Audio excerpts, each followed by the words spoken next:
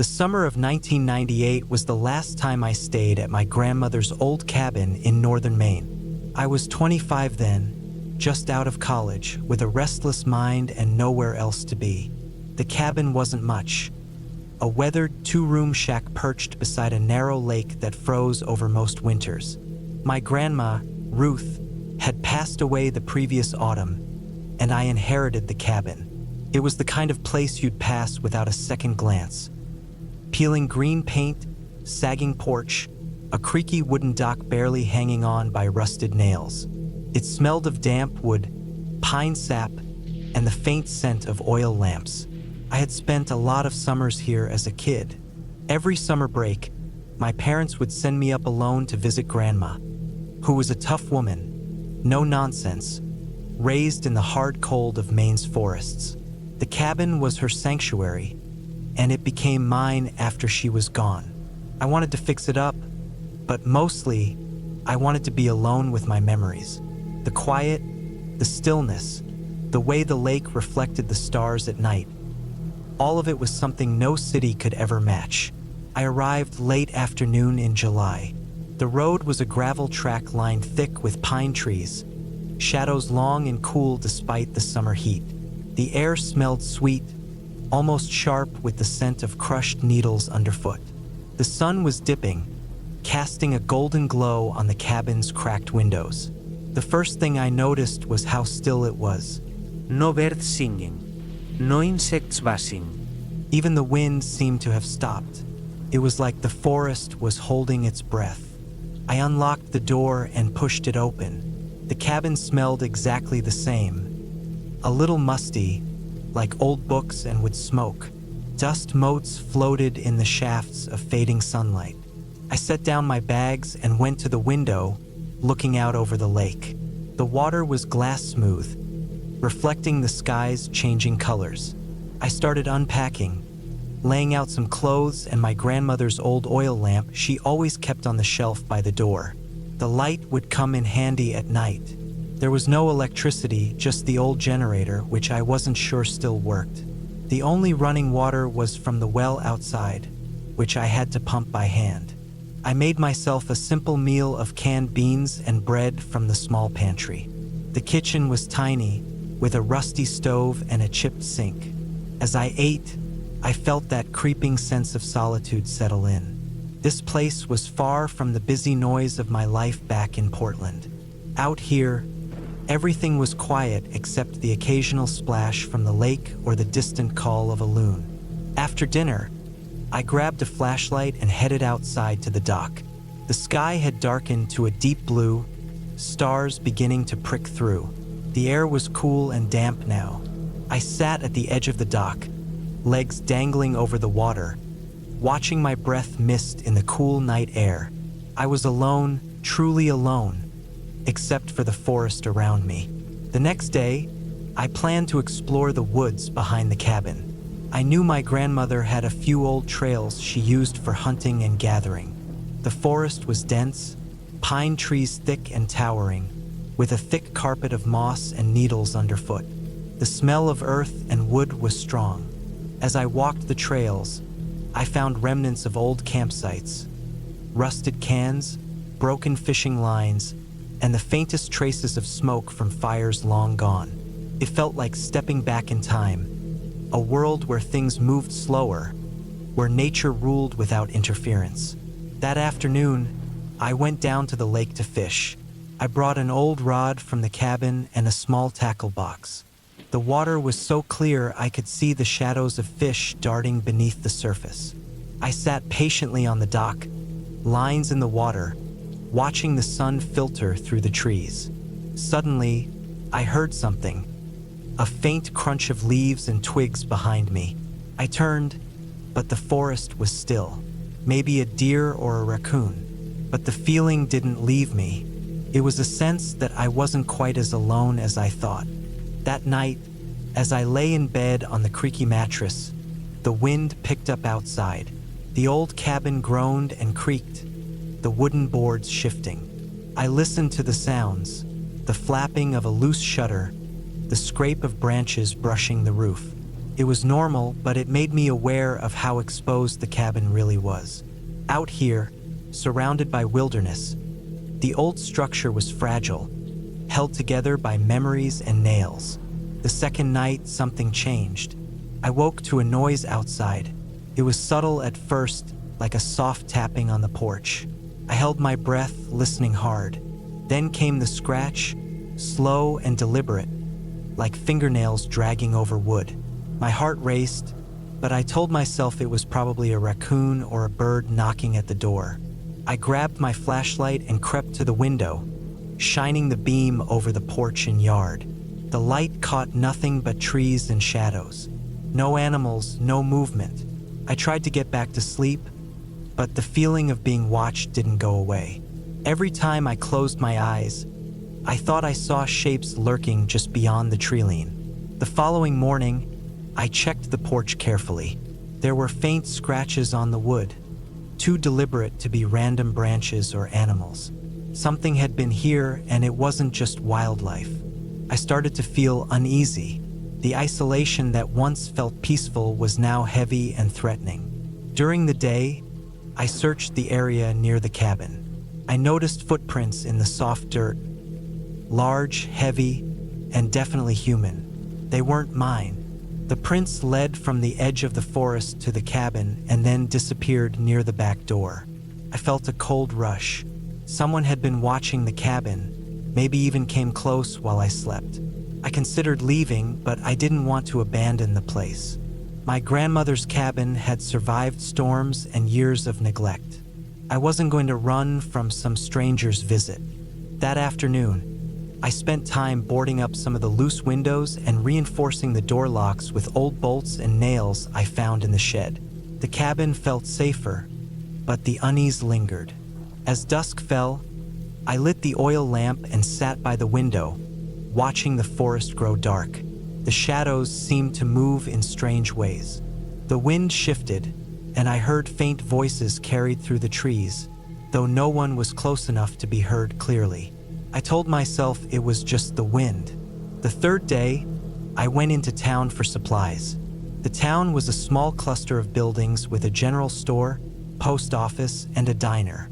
People looked at me strangely, probably because I looked out of place with my city clothes and nervous eyes.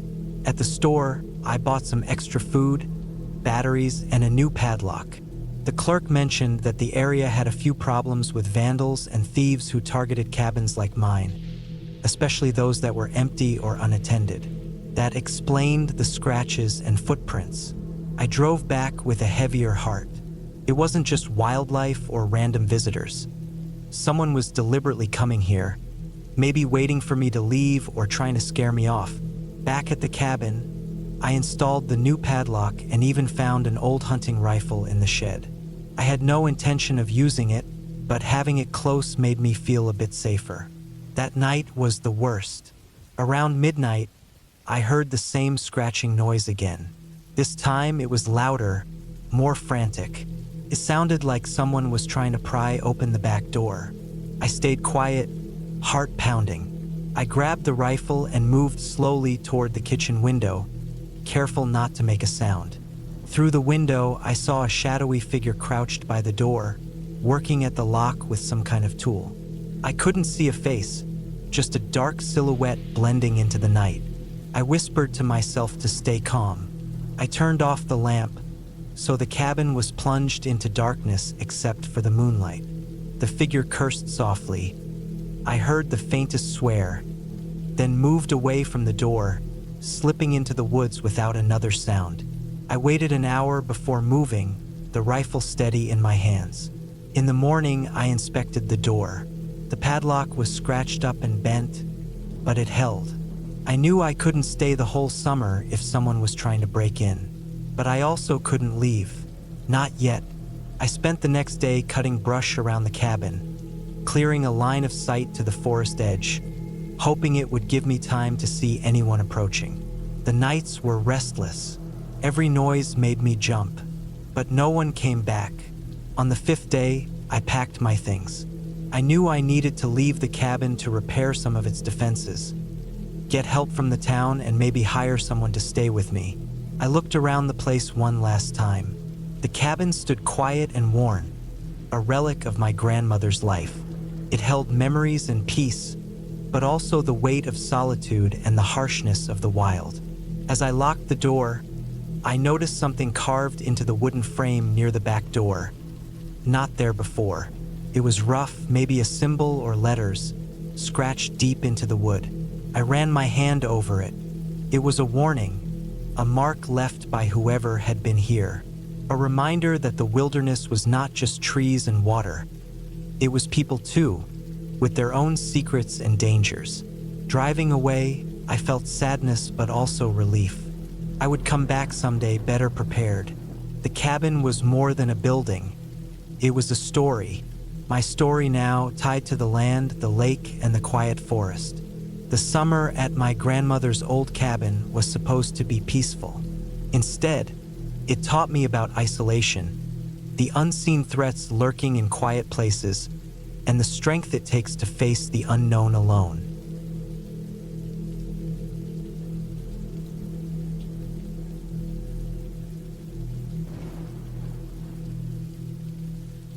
I still remember the way the sun looked when it started to set behind the hills near Red Pine Farm.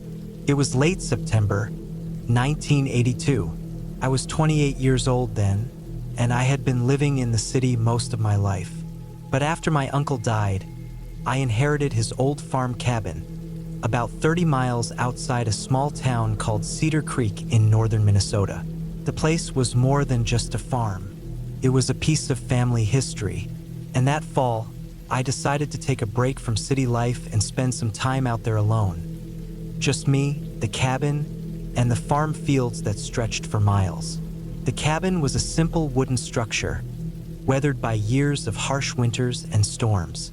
It sat on the edge of a small clearing surrounded by dense pine forest. The air was crisp and smelled of pine needles and earth. The only sounds I could hear were the occasional calls of distant birds and the rustling of leaves when the wind blew through the trees. It felt peaceful, almost too peaceful. The first few days were mostly spent fixing up the cabin. The place hadn't been lived in for a while. The roof had a few leaks, the porch creaked under my weight, and the wood floors had small cracks. But I didn't mind. I liked the work. It made me feel connected to something real and solid. At night, I would sit by the small fireplace and read old books my uncle had left behind. He was a quiet man, hardworking, but never much for company. I respected that about him. On the fourth night, something changed. That evening, after a long day of chopping wood and clearing brush, I made dinner on the old stove. It was just canned beans and bread, nothing fancy. After eating, I sat outside on the porch and watched the stars come out. The sky was clear and the Milky Way stretched across it like a silver ribbon. It was stunning. Then, about an hour later, I heard a noise that made me freeze. At first, it was faint, the sound of a vehicle coming down the gravel road that led to the farm. I hadn't seen anyone all day. No neighbors, no cars, no tractors. The road was quiet, and most people around here didn't come by after dark without a reason. The crunch of tires on gravel grew louder and louder. I stood up and looked down the driveway. In the beam of the moonlight, I could make out the shape of an old pickup truck. It was coming fast. The truck stopped just short of the cabin, about 50 feet away. I could see the headlights shine dimly through the tall grass. I felt a sudden wave of unease, a feeling I hadn't experienced before on this farm. I stepped off the porch and moved slowly toward the truck, hands empty but ready. The driver's window rolled down, and a man's face appeared in the light. He looked rough and tired, maybe in his late 40s or early 50s, wearing a dirty baseball cap and a faded jacket. His eyes were sharp and quick. He asked if I had seen a stray dog, a big brown one with a collar but no tags. I told him no, I hadn't seen any dogs around. He looked disappointed but didn't press further. Then he said he was driving from the next town over, where some friends had spotted the dog wandering near the highway. He wanted to find it before it got hurt or hit by a car. I nodded and told him the area was pretty wild, with plenty of places a dog could hide. I offered him some coffee, but he declined and said he needed to keep moving. The man got back into his truck and started the engine. Just before he left, he looked back at me with a strange expression, half thankful, half suspicious. I couldn't figure it out. The truck drove away, tires kicking up dust. After it disappeared into the darkness, I locked the cabin door and went to bed, feeling a little more alert than usual. That night, I didn't sleep well. I kept hearing noises outside, twigs snapping, leaves rustling, the occasional low growl. I told myself it was just wildlife. The farm was home to deer, raccoons, coyotes. I had seen tracks around the clearing before, but something about those sounds felt different. Around 3 a.m., I woke to the sound of something heavy scraping against the side of the cabin. My heart raced. I sat up slowly, listening. The noise stopped. I looked out the window, but it was too dark to see much. The moon was behind clouds. I grabbed my flashlight and quietly opened the door. The cold night air hit me. I scanned the area near the porch but saw nothing, just shadows and trees. I stayed outside for a few minutes, shining the light around. Then I noticed fresh tire tracks in the dirt, closer than where the truck had stopped earlier. Someone had driven much nearer the cabin, too close for comfort. But the tracks didn't belong to the old pickup. They were from a smaller vehicle like an ATV or maybe a compact car. That worried me. I didn't know who it could be. The nearest neighbor was miles away, and no one else was supposed to be on the property. I went back inside, locked the door again, and stayed awake the rest of the night, sitting with my back against the door, flashlight in hand, waiting for dawn. The next morning, I found more signs that someone had been there. The back door to the cabin, which I always kept locked, was slightly ajar. It wasn't forced open, but it hadn't been left like that when I went to sleep. Inside, I noticed small footprints in the dirt near the threshold. They were boot prints, not big, but fresh. Someone had come inside while I was sleeping, or maybe when I was outside earlier that night. I searched the cabin thoroughly. Nothing was missing, but a few things were out of place. A jar of peanut butter knocked off the shelf. Some tools moved from where I had left them. Fear began creeping in. Whoever had been here wasn't looking for food or valuables. They were watching me. I decided to call the local sheriff's office. The nearest phone was in town, so I drove the old pickup down the gravel road. At the station, I explained everything: the truck that stopped, the noises, the footprints inside the cabin. The officers were polite but said the area was pretty isolated and that people came through sometimes, especially hunters and hunters' helpers this time of year. They offered to send a deputy to check the farm the next day, but they warned me to be careful. The area had some trouble recently, a few break-ins at isolated properties, and there were rumors about a small group of criminals passing through. That afternoon, I returned to the farm, feeling more cautious than before. I took extra precautions, locking every door and window, setting up old farm tools in the porch area for self-defense, and keeping my phone close.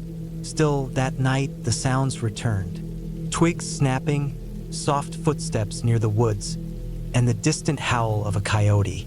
Around midnight, I heard voices outside, low murmurs, too far away to understand. My heart pounded so hard I thought it would burst. I grabbed the flashlight and a heavy metal rod from the porch and stepped outside.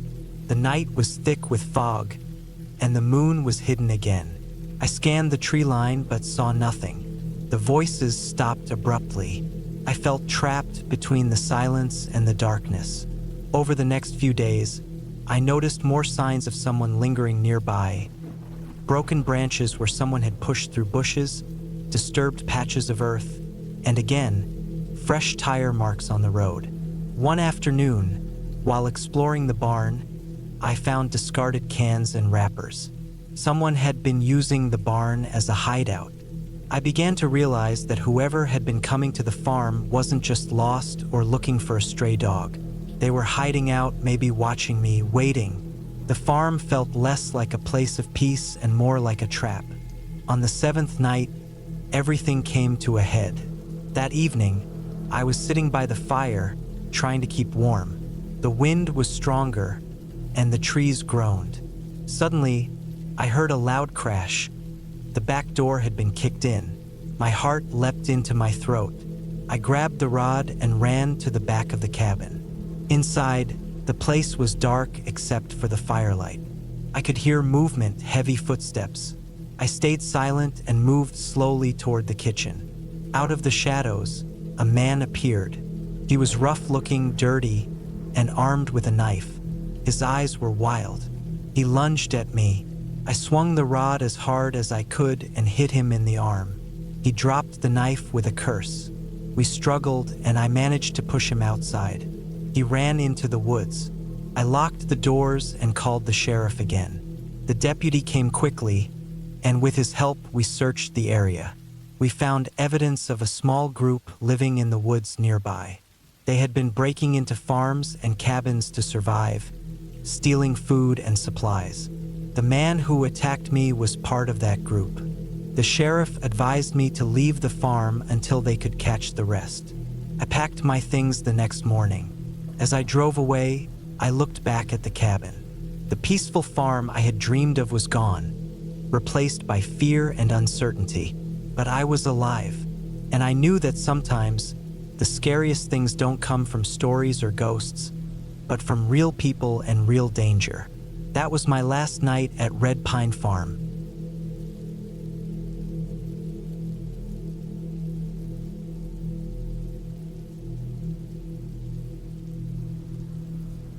I never thought I'd end up back at that cabin, the one my ex-wife Claire had kept out near the hills outside Flagstaff, Arizona.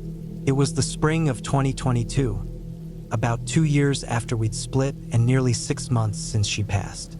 When her sister called me about clearing out the place, I told myself it was just a chore, a practical thing to do, nothing more. But spending those nights alone there changed everything. The cabin sat alone on a ridge, surrounded by tall ponderosa pines and rocky outcroppings. The sun had started to set, soft orange light spilling over the land. When I pulled up the gravel driveway in my old pickup, I hadn't been back since the divorce. Claire always loved this place. I remember how she'd speak about it like it was a refuge from the world, a small pocket where the noise stopped and time slowed.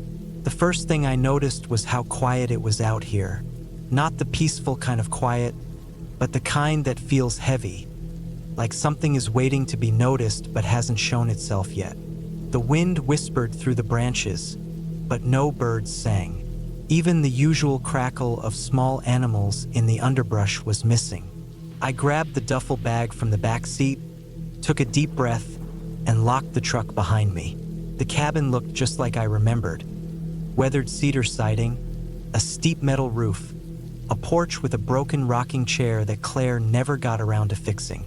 The front door creaked when I pushed it open, revealing the dusty scent of disuse mixed with old wood and pine resin. Inside, sunlight filtered through thick curtains, casting long stripes across the floor. It hit me immediately how untouched everything was. Claire had always been a neat person, but this felt like she had just stepped out, like the house was frozen in time. Her favorite mug still sat on the counter, the last spoonful of coffee hardened at the bottom. Clothes hung in the closet, shoes lined up at the door. There were stacks of books, a few unfinished puzzles, and photographs taped to the walls. Snapshots of her hiking trips, the dog she had for a few years, the mountain lake nearby. I started to unpack a small bag with essentials: clothes, toiletries, a flashlight, some food. The thought was to stay the night, get a sense of the place before sorting through her things tomorrow. The silence pressed on me as I walked through the rooms. The cabin was small, maybe 900 square feet, but it felt larger with the high ceilings and the big stone fireplace. I lit a fire and sat on the worn couch, watching the flames flicker. The light gave the room a warm glow, softening the hard edges of reality. Night fell quickly out here, darker than the city. No streetlights to break the blackness. I lay in the small bedroom, the thin mattress creaking beneath me. I stared at the ceiling, trying to block the tight feeling growing in my chest. Claire had left a lot behind, so much more than just furniture. Memories, I guess. Some of them good, some I wished I could forget. Around 2 a.m., I woke up suddenly, my heart pounding. Something had woken me. A noise, maybe. I listened hard. Outside, the wind had picked up. The trees scraped against each other, and for a moment, it sounded like footsteps crunching in the gravel outside. My mind told me it was probably just a deer or some other animal, but I couldn't shake the unease. I got up, grabbed the flashlight, and slowly moved to the window. The beam scanned the yard and the driveway. Nothing.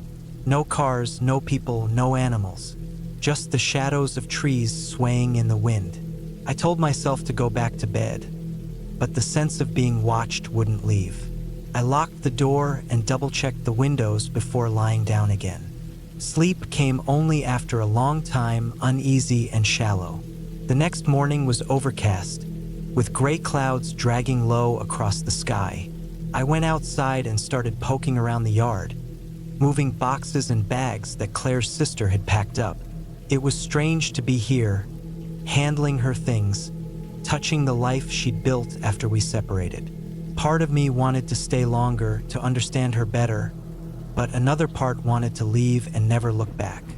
Around midday, I noticed the trail leading up from the cabin into the forest. Claire had marked it on a map she once gave me, saying it was her favorite hiking spot. I decided to follow it, hoping the walk might clear my head. The path wound steeply upward, rocks crunching underfoot.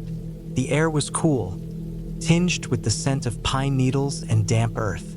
Birds had returned now, their calls echoing between the trees. I reached a small clearing that overlooked the valley below. The view was breathtaking, endless green hills rolling out to the horizon, rivers like silver ribbons cutting through the land. I sat on a rock and pulled out a bottle of water. For a moment, the quiet felt good. No reminders, no weight, just the forest and me. But then I spotted something near the edge of the clearing. A scrap of fabric caught on a branch. It was faded, maybe part of an old jacket or shirt.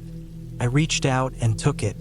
It looked out of place here, almost like it had been dropped recently. That small piece of cloth brought back a flood of memories. Arguments, cold silences, the day Claire left. I stuffed it in my pocket and headed back, my thoughts heavier than before. Over the next 2 days, I sorted through everything in the cabin. Clothes, papers, old letters hidden in drawers. I found some bills, insurance papers, and a journal Claire had kept for a few months after we broke up. I skimmed the pages, seeing her pain and her hope tangled together. She wrote about wanting to move on, but also about feeling alone in a way she hadn't before. Each item I touched felt like a weight added to my chest. At night, the silence grew thicker, the shadows longer. Sometimes I thought I heard noises outside, a branch snapping, footsteps, a faint whisper on the wind.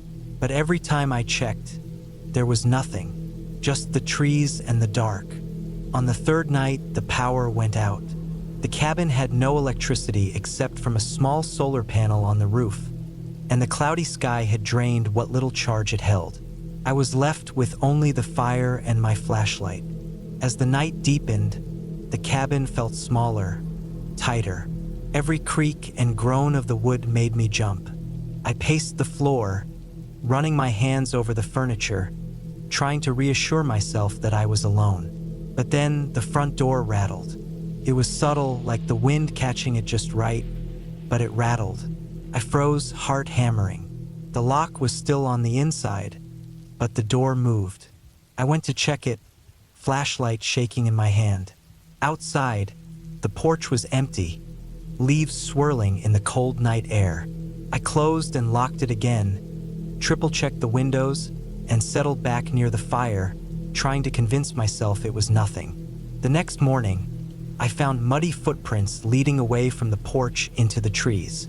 They were fresh and not from any animal I recognized. Larger, wider, like boots. I didn't see anyone, but the tracks were there.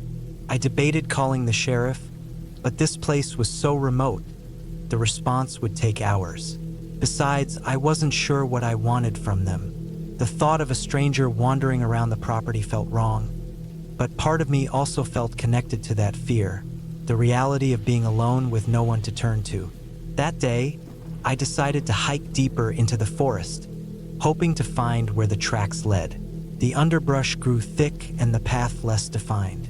The sun peeked out between clouds, casting fleeting shadows.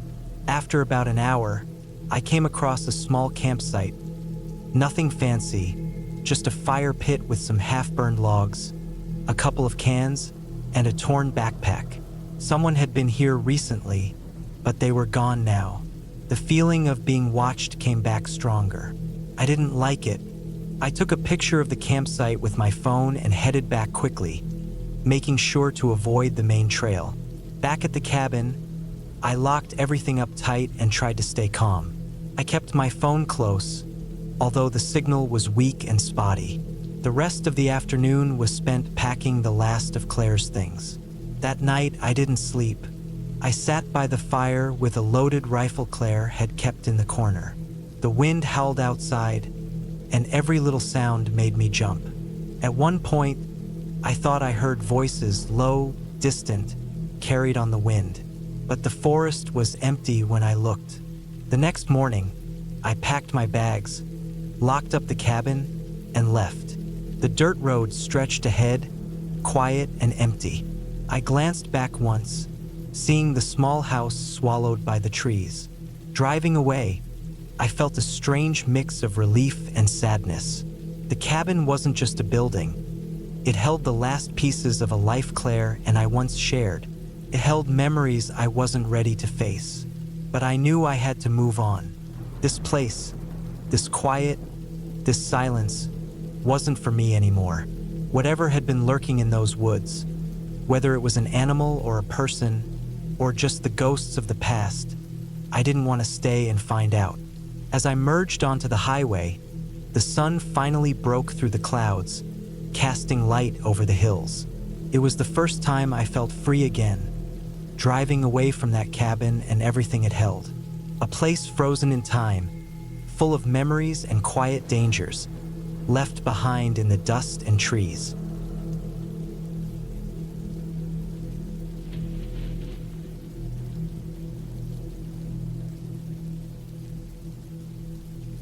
My name's Travis, and this happened in the fall of 2012, back when I was 28 years old.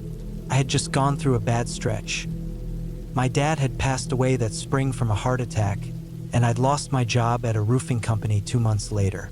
I lived in northern Pennsylvania at the time, just outside Williamsport, and after everything that year, I felt like I needed to get away for a while. Not a vacation exactly, more like a break from being around people. I didn't have kids, wasn't married, and didn't have anything tying me down, so I figured a little time off in the woods would help me clear my head. I didn't have a lot of money left, but I'd saved enough to go away for a week or two. My uncle had owned a small piece of land in the woods down near a place called Driftwood. It was mostly thick forest and hills, and his property was tucked way back off a dirt road, with a cabin that sat maybe half a mile from the nearest trail. He hadn't used it in years, not since he broke his hip, and when I asked if I could borrow the place for a week, he told me I'd probably be doing him a favor by keeping an eye on it. He warned me that it was next to that damn graveyard, and might be creepy at night, but I laughed it off. I wasn't a kid anymore, so I packed my truck with supplies, a sleeping bag, some canned food, tools, and a few things to keep me busy like a book and a sketch pad, and I headed down on a cool Monday morning in early October. The drive was peaceful, and the trees had started to turn. I took back roads most of the way, passed through a few old towns that looked like they hadn't changed in 50 years, and finally found the dirt road he told me about. It was bumpy, barely more than a path, and I had to take it real slow. When I finally pulled up to the cabin, I was surprised by how small it was. Just a single story with a slanted metal roof, a short porch out front, and a stone chimney on the side. It looked like it hadn't been touched in a while, but it wasn't falling apart or anything. I parked near a patch of weeds, grabbed my gear, and unlocked the front door with the key my uncle gave me. Inside, it was exactly what I expected. Simple. A wood stove in the corner, a small kitchen area, a table with 2 chairs, and a narrow cot with a thin mattress. There was no plumbing, but there was a hand pump for water outside and an outhouse down a little path. I wasn't planning on staying inside much anyway. I cleaned up a bit, lit a candle to air it out, and sat on the porch to look around. That's when I first noticed the graveyard. It was maybe 50 yards off to the left of the cabin, up on a gentle rise between the trees. You couldn't see it real well unless you knew it was there. Just a patch of land with some old, crooked stones sticking out at angles. No fence, no gate, just grass and rocks. It didn't bother me. I figured it was one of those family plots people used back in the 1800s. I actually thought it made the place kind of interesting. The first few days were calm. I spent the mornings walking the trails or sitting by the stream that ran about 200 yards from the cabin. I saw deer, heard owls at night, and even watched a fox chase a rabbit one evening. At night, I made small fires, ate canned stew or beans, and read by flashlight. The cold hadn't settled in yet, but I could feel the bite in the air. I liked the quiet, and I was starting to feel like my head was clearing out. No stress, no phone calls, no traffic. Just trees and silence. It was around the 4th day that things started to feel off. That morning, I woke up and noticed footprints in the dirt near the side of the cabin. They were fresh boots, a little wider than mine, and going in both directions. They led around to the back of the cabin and stopped near the woodpile.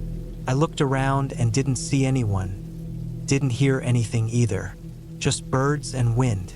I thought maybe a hunter passed through, or someone was poking around out of curiosity. Still, it made me uneasy. That night, I moved my cot against the wall and set a hammer next to my sleeping bag, just in case. The next day, I went to check out the graveyard. I figured if someone was hanging around here, maybe they were interested in the old stones or looking for something weird. The path up was narrow, with brush brushing against my legs. The plot was larger than it looked, maybe 30 or 40 graves in total. Most of the stones were so weathered I couldn't read the names. Some had sunken into the dirt or cracked in half. A few had little iron rings where maybe there were once fences or chains, but they were long gone. Felt old and forgotten.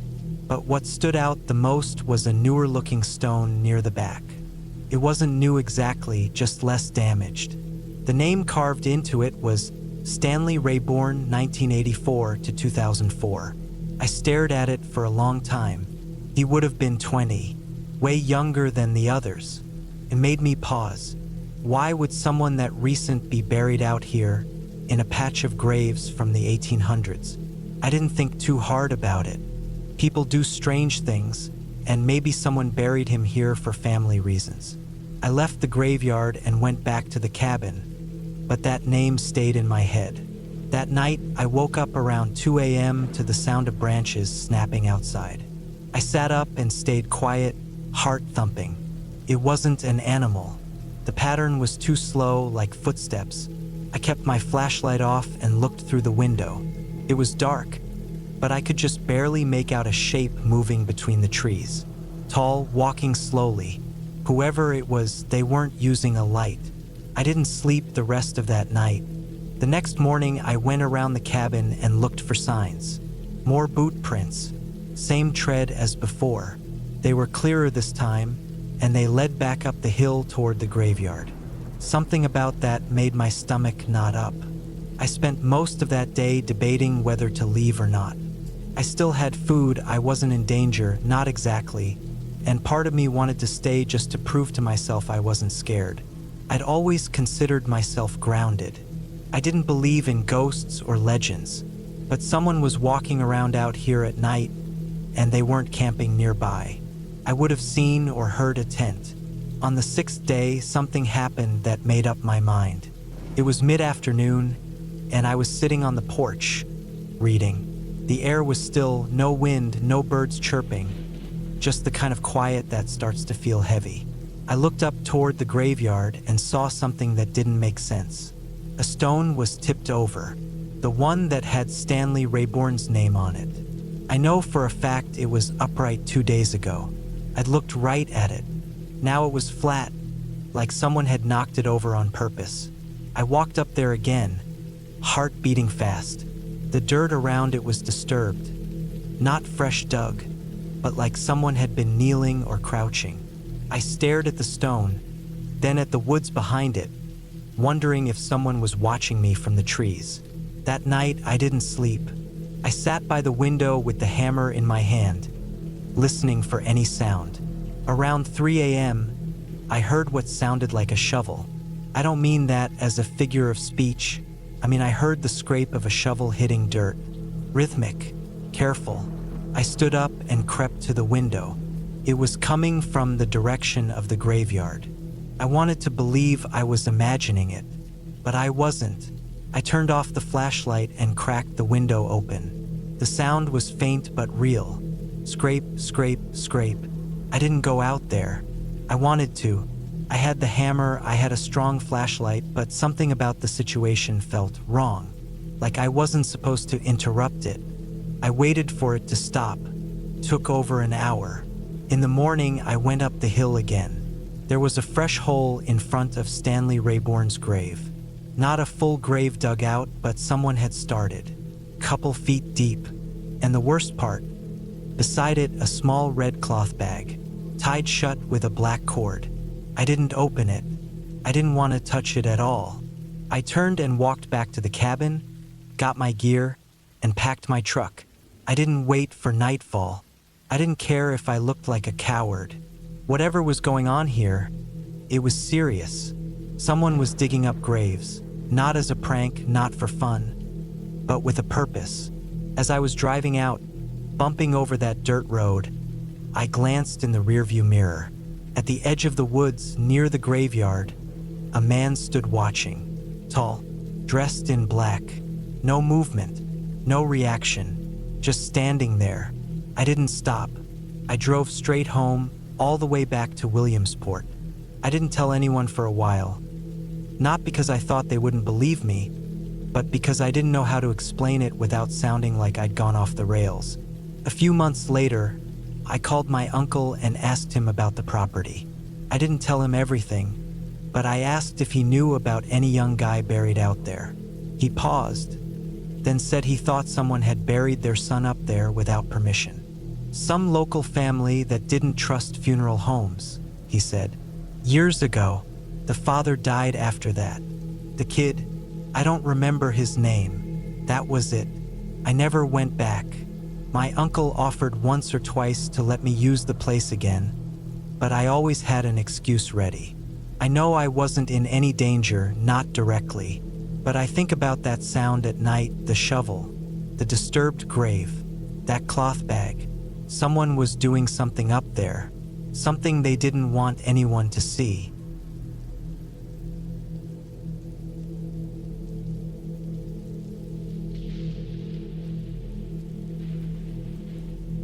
It was late October of 1997 when I took the new assignment as a park ranger at Blackwood National Forest in northern Idaho. I was 28 years old then, fresh from the Ranger Academy and eager for the quiet life.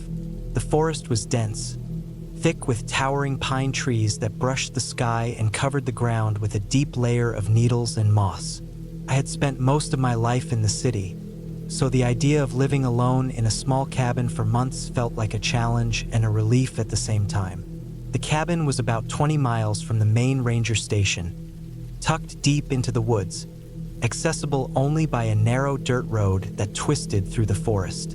The place was old but sturdy, built sometime in the 1940s with dark, weathered logs and a steep tin roof. The windows were small and covered with thick curtains. The porch creaked under my boots as I unloaded my gear. I had a truck, a pack, a small wood stove, canned food, a rifle, and a radio to stay in contact with the main station. There was no phone line out here, only the radio and sometimes, if conditions were good, a weak signal from my cell phone. I had just finished setting up my supplies and lighting a fire in the stove when the sun began to sink behind the mountains. The forest turned darker and colder, the pines casting long shadows. The silence was complete except for the crackling fire and an occasional hoot of an owl far off in the distance. The first few days passed quietly. I spent my time hiking the trails, checking on the old fire lookouts, clearing debris from the roads, and taking notes about animal sightings. I enjoyed the solitude and the fresh air, but I never let my guard down. This was a real wilderness, and it could be dangerous. At night, the forest felt alive in its own way. The wind whispered through the pines. The distant howl of coyotes echoed, sending chills down my spine. I kept my rifle close by the bed and my boots on the floor. I wasn't afraid of ghosts or legends, just the real risks. Wild animals, falling trees, and maybe, if the worst happened, other people who didn't belong here. Around the middle of the second week, strange things began to happen.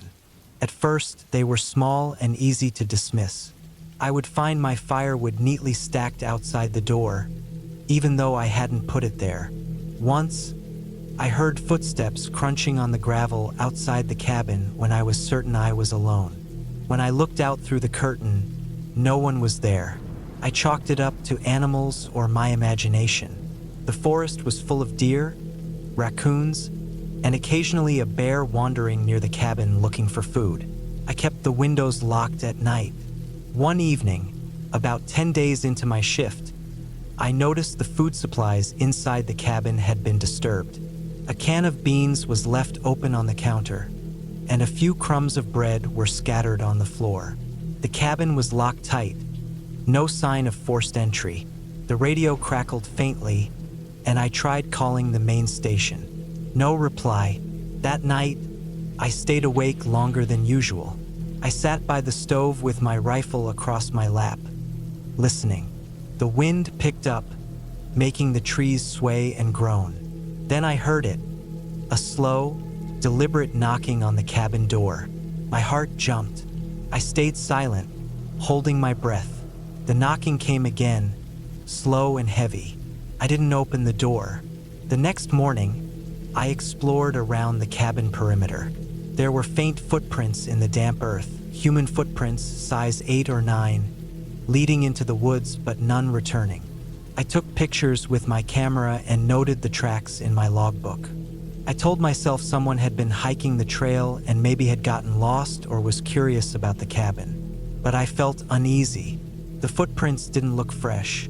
They were old, faded, but I was sure they weren't mine. Over the next few days, the odd happenings grew worse.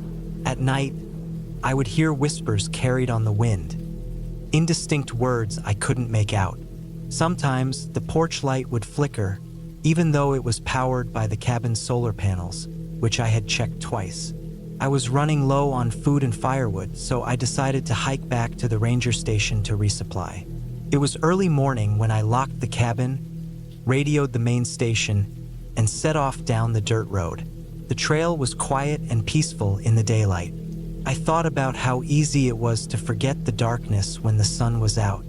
Halfway through the hike, I stopped to rest beside a small creek. I looked around and noticed the forest seemed off.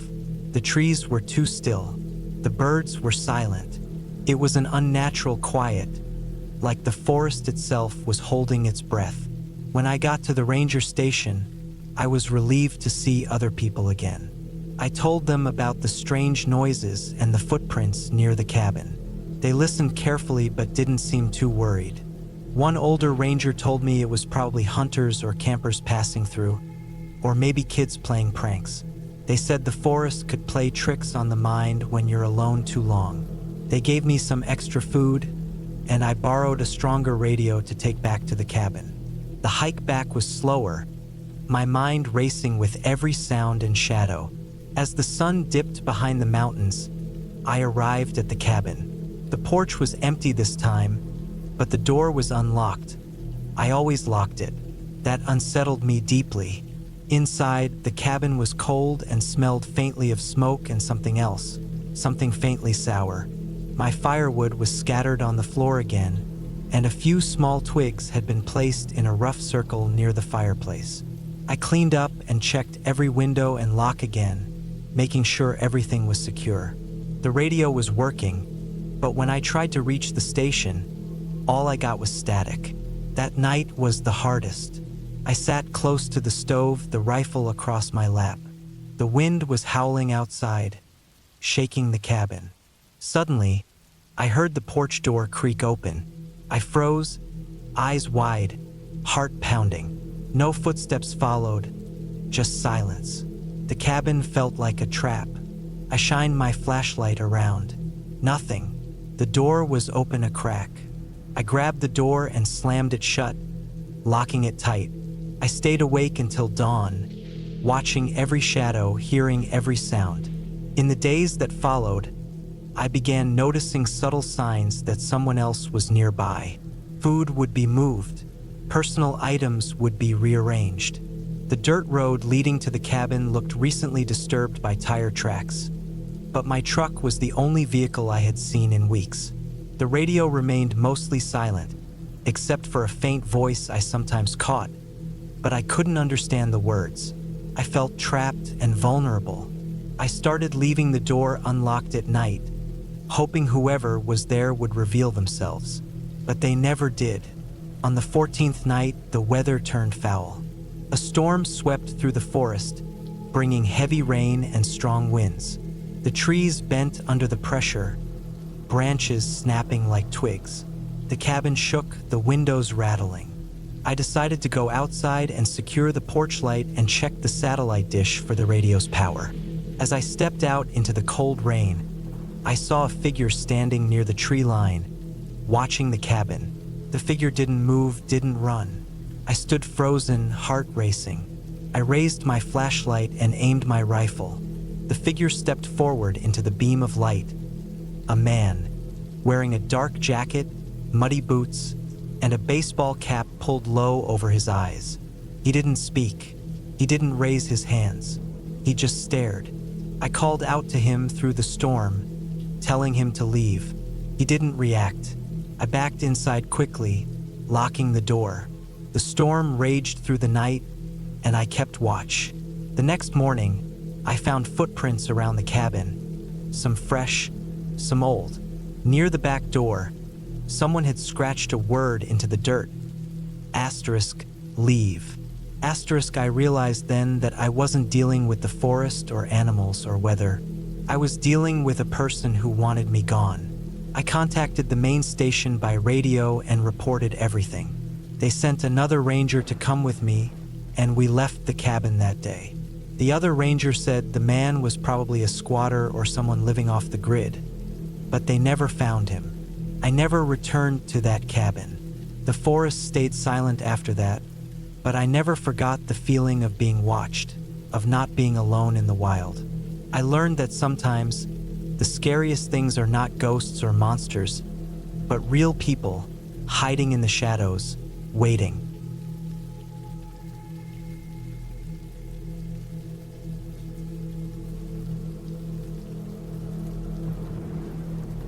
It was October 2016, the kind of fall that creeps in slow. The trees around northern Idaho had already turned to fire, orange, yellow, bright red, and the days were getting short. I was 33 back then, living alone in Spokane. I didn't have much going on besides work, which mostly involved rotating shifts at a lumber distribution yard. Every now and then, when life felt too boxed in, I'd drive out into the forest just to be away from people. That month, after a couple of heavy weeks, I decided to take a long weekend off and camp out alone. I packed light, just enough to get by a few days. Sleeping bag, small axe, a reliable old gas stove, a six-pack, and enough canned food to not go hungry. I brought my dad's old hunting rifle too. I didn't have plans to shoot anything, but I liked having it when I was alone in the woods. My plan was to hike into Clearwater National Forest. I'd been there a few times in the past, usually following marked trails, but this time I wanted something more isolated. I'd found an unmaintained service road on an old map, one that forked deep into the woods away from the main trails. I figured I could park near the tree line and hike until I found a decent clearing to set up camp. What I didn't expect was to find the cabin. It was around 3 hours into the hike when I saw it. The sky was starting to dim, the light shifting cooler and lower between the trees. I'd gone off the rough path to follow what looked like an old game trail. That's when I noticed the roofline through the trees, barely there, like a shadow broken up by trunks and branches. I stopped and just looked at it for a minute. It wasn't huge, maybe 15 by 20 feet, but it was solid. The roof had caved a bit in the middle, one of the front corners sagging with rot. The wood was gray and eaten through in places. Moss ran along the logs like veins. No windows, just 2 black gaps on either side where glass used to be. The front door was gone. Only the frame stood there, slightly off level. I don't know why, but I walked toward it. Something about it felt off, but in a way I couldn't put into words. I wasn't scared, not then. Just alert, like something in me recognized that this cabin didn't belong here anymore. Inside, it smelled of mildew and dirt. The floor was mostly intact, except for a few boards that had curled or snapped. There was an old wood stove in the corner, rusted out and leaning against the wall. A pile of crumbled brick that must have been a chimney sat behind it. I could see where a small bed frame used to be. Springs hung down like ribs. Beside it, a wooden table with a drawer half open, mold creeping up its legs. No chair. No personal items. It was empty in a way that felt too quiet. I could have camped somewhere else. There were hundreds of clearings in that forest, but I stayed. I set up my tarp about 20 feet from the front of the cabin and cleared a space for a fire. I didn't plan to sleep inside. There were too many ways the floor could give out or something could collapse in the night, but the presence of it made me curious. It felt like a piece of the forest had forgotten it existed, and I wanted to know why. That first night was still. I cooked some beans, cracked open a beer, and listened to the wind rake through the trees.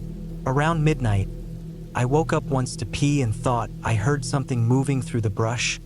Slow, heavy steps. I froze and listened, my breath showing in the cold air. But it passed. Probably a deer or elk. The next morning, I walked a few hundred yards in every direction, hoping to see if there was some trail or old road that led to the cabin. I found what looked like fence posts rotted down to stumps and an old rusted hinge lying half-buried under some pine needles. That was it. No markers, no signs, no sign of recent activity. When I got back, I started really looking at the cabin. The back wall was still solid, and one side had a few boards that looked like they'd been replaced more recently, maybe 20 or 30 years ago. Inside the drawer of the table, I found a few things. A rusted tin spoon, a glass bottle with no label, and a scrap of cloth. I held it up. It had once been blue, probably part of a shirt. I dropped it back in. I decided to stay another night. That second evening, something changed. As I sat by the fire, I felt watched. I don't say that lightly. It wasn't paranoia. It was the kind of cold, full-body awareness you get when something has eyes on you. I kept my rifle nearby, didn't hear anything, didn't see anything, but I stopped drinking after one beer and kept scanning the trees, waiting for something to break the silence. Nothing ever did. By 10, I went into my sleeping bag. I left the fire burning low and kept my flashlight within reach. I must have fallen asleep around midnight. Sometime after that, I woke up to the sound of wood snapping. It wasn't a twig. It was something bigger, like a plank cracking under weight. I lay still. The fire was all but embers now, just barely enough light to make out shapes. I slowly reached for the rifle and listened. Then another sound, closer this time, came from the cabin. I didn't move. I didn't breathe. I just stared at that dark doorway. There was something inside. Couldn't see it, but I knew. I heard the shift of weight on wood, a scuff like a boot dragged across the floor. Then stillness again. I waited. 10 minutes passed, maybe more. Nothing. Eventually, I convinced myself it had to be an animal, a raccoon or maybe even a bear. They wandered into structures sometimes. I stayed awake until the sky began to lighten, the cold creeping into my bones. When the sun finally broke through the trees, I stood and walked to the cabin. It was empty. No prints. No smell. Nothing out of place. But something had been there. I should have packed up and left then. But I didn't. Something in me needed to understand it. I wanted to believe I was just being overcautious, maybe even a little paranoid. That day, I wandered again. This time, I followed the tree line further west and came across something I still don't understand. About a mile out from the cabin, hidden behind a thick wall of bramble, was an old well, dry. Its stones were stacked rough, hand-laid. No cover. No bucket. Just a circle of darkness going down into the ground. I dropped a rock and counted 3 full seconds before I heard it clatter. I looked around. Nothing else, no buildings, no trash, no paths. I don't know why, but the well made my skin crawl. I walked back fast. That night, I didn't start a fire. I ate cold beans and sat under my tarp with the rifle in my lap. The woods were quiet. Too quiet. Not a single bug. No wind. Even the trees looked like they were holding their breath. I heard the noise again after dark. This time it was footsteps, slow, deliberate, outside the cabin. They circled it. I heard weight shift on old boards, a hand brush against the wood, something like fabric dragging. I didn't move. I watched. The steps came around the side. I could barely make out the shadow moving along the edge. Not an animal. I saw the outline of shoulders, long arms, a human shape. Then it stopped. Just stood there, 15 feet from me. I aimed the rifle even though I couldn't see clearly. My hands were trembling. I didn't speak. I didn't move. And then, after what felt like a lifetime, the figure turned and walked away, slowly, calmly. No ruse. It disappeared into the trees. I didn't sleep, not a second. When the sun came up, I packed everything in 10 minutes and started the hike back to the car. I didn't eat. I didn't stop. I checked over my shoulder every few steps. Nothing followed. By the time I reached the trailhead, my hands were blistered from holding the rifle so tight. I drove straight home and didn't look back. I didn't tell anyone. Who would believe me? A few weeks later, I went online and searched for any information about old cabins in Clearwater. I found almost nothing. But on one obscure forum, someone had posted a thread back in 2003 asking about an old homestead off an unmarked road near the southern fork of the Clearwater River. No responses. No updates. Their account had only ever posted once. I never went back. I didn't even camp again until last year. Sometimes I dream about it, that shape standing near the cabin, just watching. But I know what I saw. That wasn't a ghost. It wasn't a monster. It was a person, a real, living person who'd been using that cabin for something. Maybe living off the grid, maybe worse. I don't know, but it was real. And I thank God I left when I did. Because if I hadn't, if I'd stayed one more night, I don't think I would have made it out.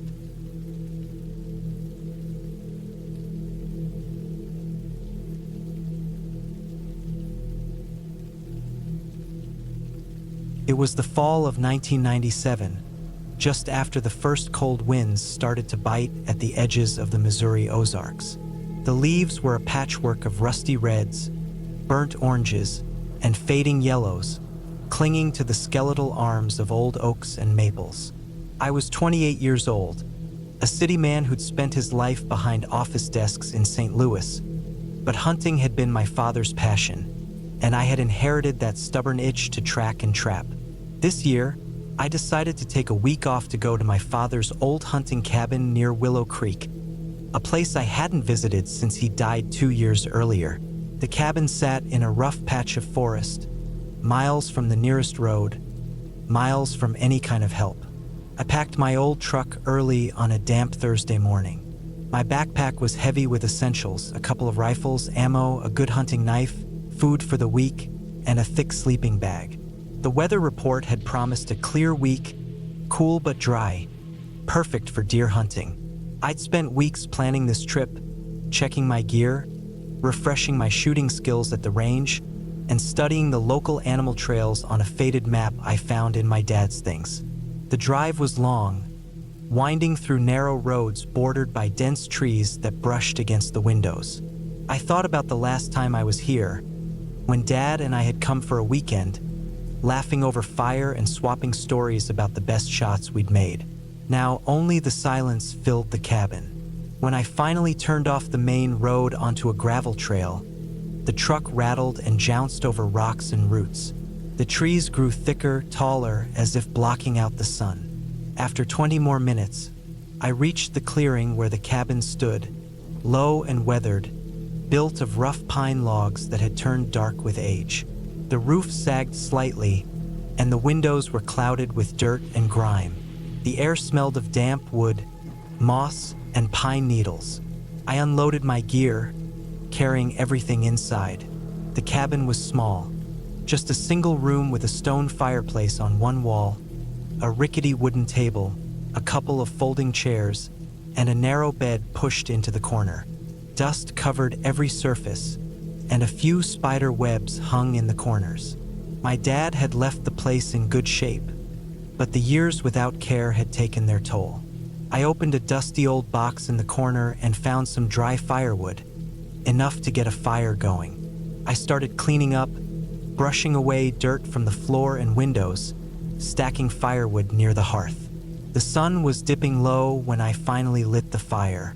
The warm orange glow pushed back the growing shadows, and the crackle of burning wood felt like a small victory in the vast quiet. After eating a quick meal of canned beans and jerky, I settled down to check my gear again, loading bullets into the rifle magazine, sharpening my knife. The night came quickly, and the sounds of the forest changed. The rustle of small animals, the distant hoot of an owl, the wind whispering through the trees. I felt a calm settle over me, mixed with an uneasy edge I couldn't quite explain. The first 2 days passed without incident. I woke early, hunted the surrounding woods, marking deer tracks and signs of recent activity. The air was cold in the mornings, the mist curling over the lowlands like a pale ghost. I was alone, but not lonely. The wilderness was company enough, and the routine of tracking and setting traps gave my mind something to focus on. On the third day, I woke to the sound of heavy footsteps outside. My cabin sat isolated, and any unexpected noise was cause for attention. I paused, listening hard through the wooden walls. The footsteps were slow but deliberate, crunching over fallen branches and dry leaves. It wasn't the light, quick padding of a deer or squirrel. It felt human. I grabbed my rifle and moved silently to the window, peering through the grimy glass. The moon was bright, washing the trees in silver light. I saw no one. The footsteps stopped just beyond the clearing, then retreated slowly into the woods. I told myself it was probably a hunter like me, or maybe a local checking the area, but my heart thumped faster than it should have. I tried to push the thought away. This was the wild, and noises happened. People passed by. Still, I double-checked the locks on the door and windows.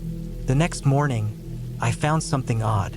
Near the edge of the clearing, on the muddy ground, were fresh footprints. They were large and uneven, the imprint of heavy boots, but the pattern was different from any hunting boots I'd seen.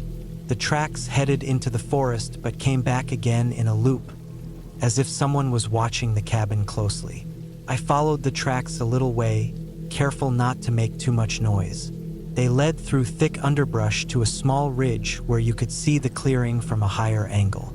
I crouched low and scanned the area. There was no one there, but the sense of being watched grew stronger. The forest had a way of playing tricks on the mind, but something about these tracks unsettled me. I made a mental note to be extra cautious that night. That evening, the wind picked up, rattling the cabin windows and shaking the tree branches. The fire in the hearth flickered and dimmed, sending long shadows across the room. I kept the rifle close, sitting beside the fire, listening for sounds. My mind wandered to stories I'd heard growing up, about hunters disappearing or being stalked by strangers in these woods. I told myself not to get carried away. Suddenly, outside the cabin, I heard a low thud, then silence. I froze. The sound came again, louder this time. A heavy knock on the wooden door. My breath caught in my throat. I wanted to open the door to see, but I remembered the tracks, the footsteps, the feeling of being watched. I grabbed a flashlight and peered through the peephole. Nothing but darkness.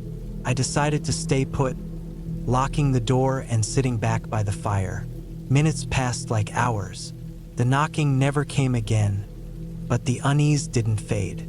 I tried to focus on my plans for the next day, hunting at dawn, packing up before sunset, but sleep was slow to come. When I finally drifted off, I was woken by a sudden sound, the glass of a window shattering. I bolted upright, heart pounding. The fire had almost burned out, and the cabin was cold and dark. The broken glass glittered in the moonlight. Someone had tried to get in. I grabbed my rifle and moved quietly to the broken window. Outside, I saw footprints leading away into the night. They were the same heavy boots from before, large and erratic, as if whoever had broken the glass was careless or desperate. I gathered what was left of the firewood and barricaded the window with a chair and some planks from the woodpile. My hands shook, but I refused to panic. The rest of the night was long and tense. Every creak and rustle sent jolts of fear through me. I kept my rifle close, checking the locks every few minutes. When dawn finally broke, the pale light felt like a shield against the darkness of the night. I stepped outside cautiously. The forest was quiet, but the broken window and footprints were clear evidence that I was not alone in those woods. I packed quickly, deciding that the safest option was to leave the cabin behind. I didn't want to risk another night, not knowing who was out there or what they wanted. The drive back was tense. Every shadow by the roadside made me flinch. Every sound made me glance in the rearview mirror.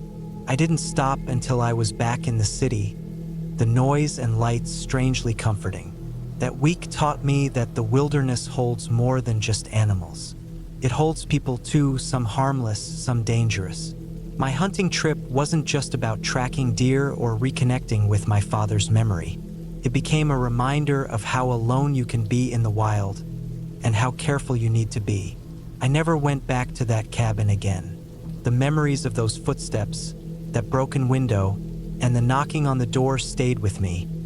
A warning that some places are better left alone, and some nights are better spent far from the dark woods.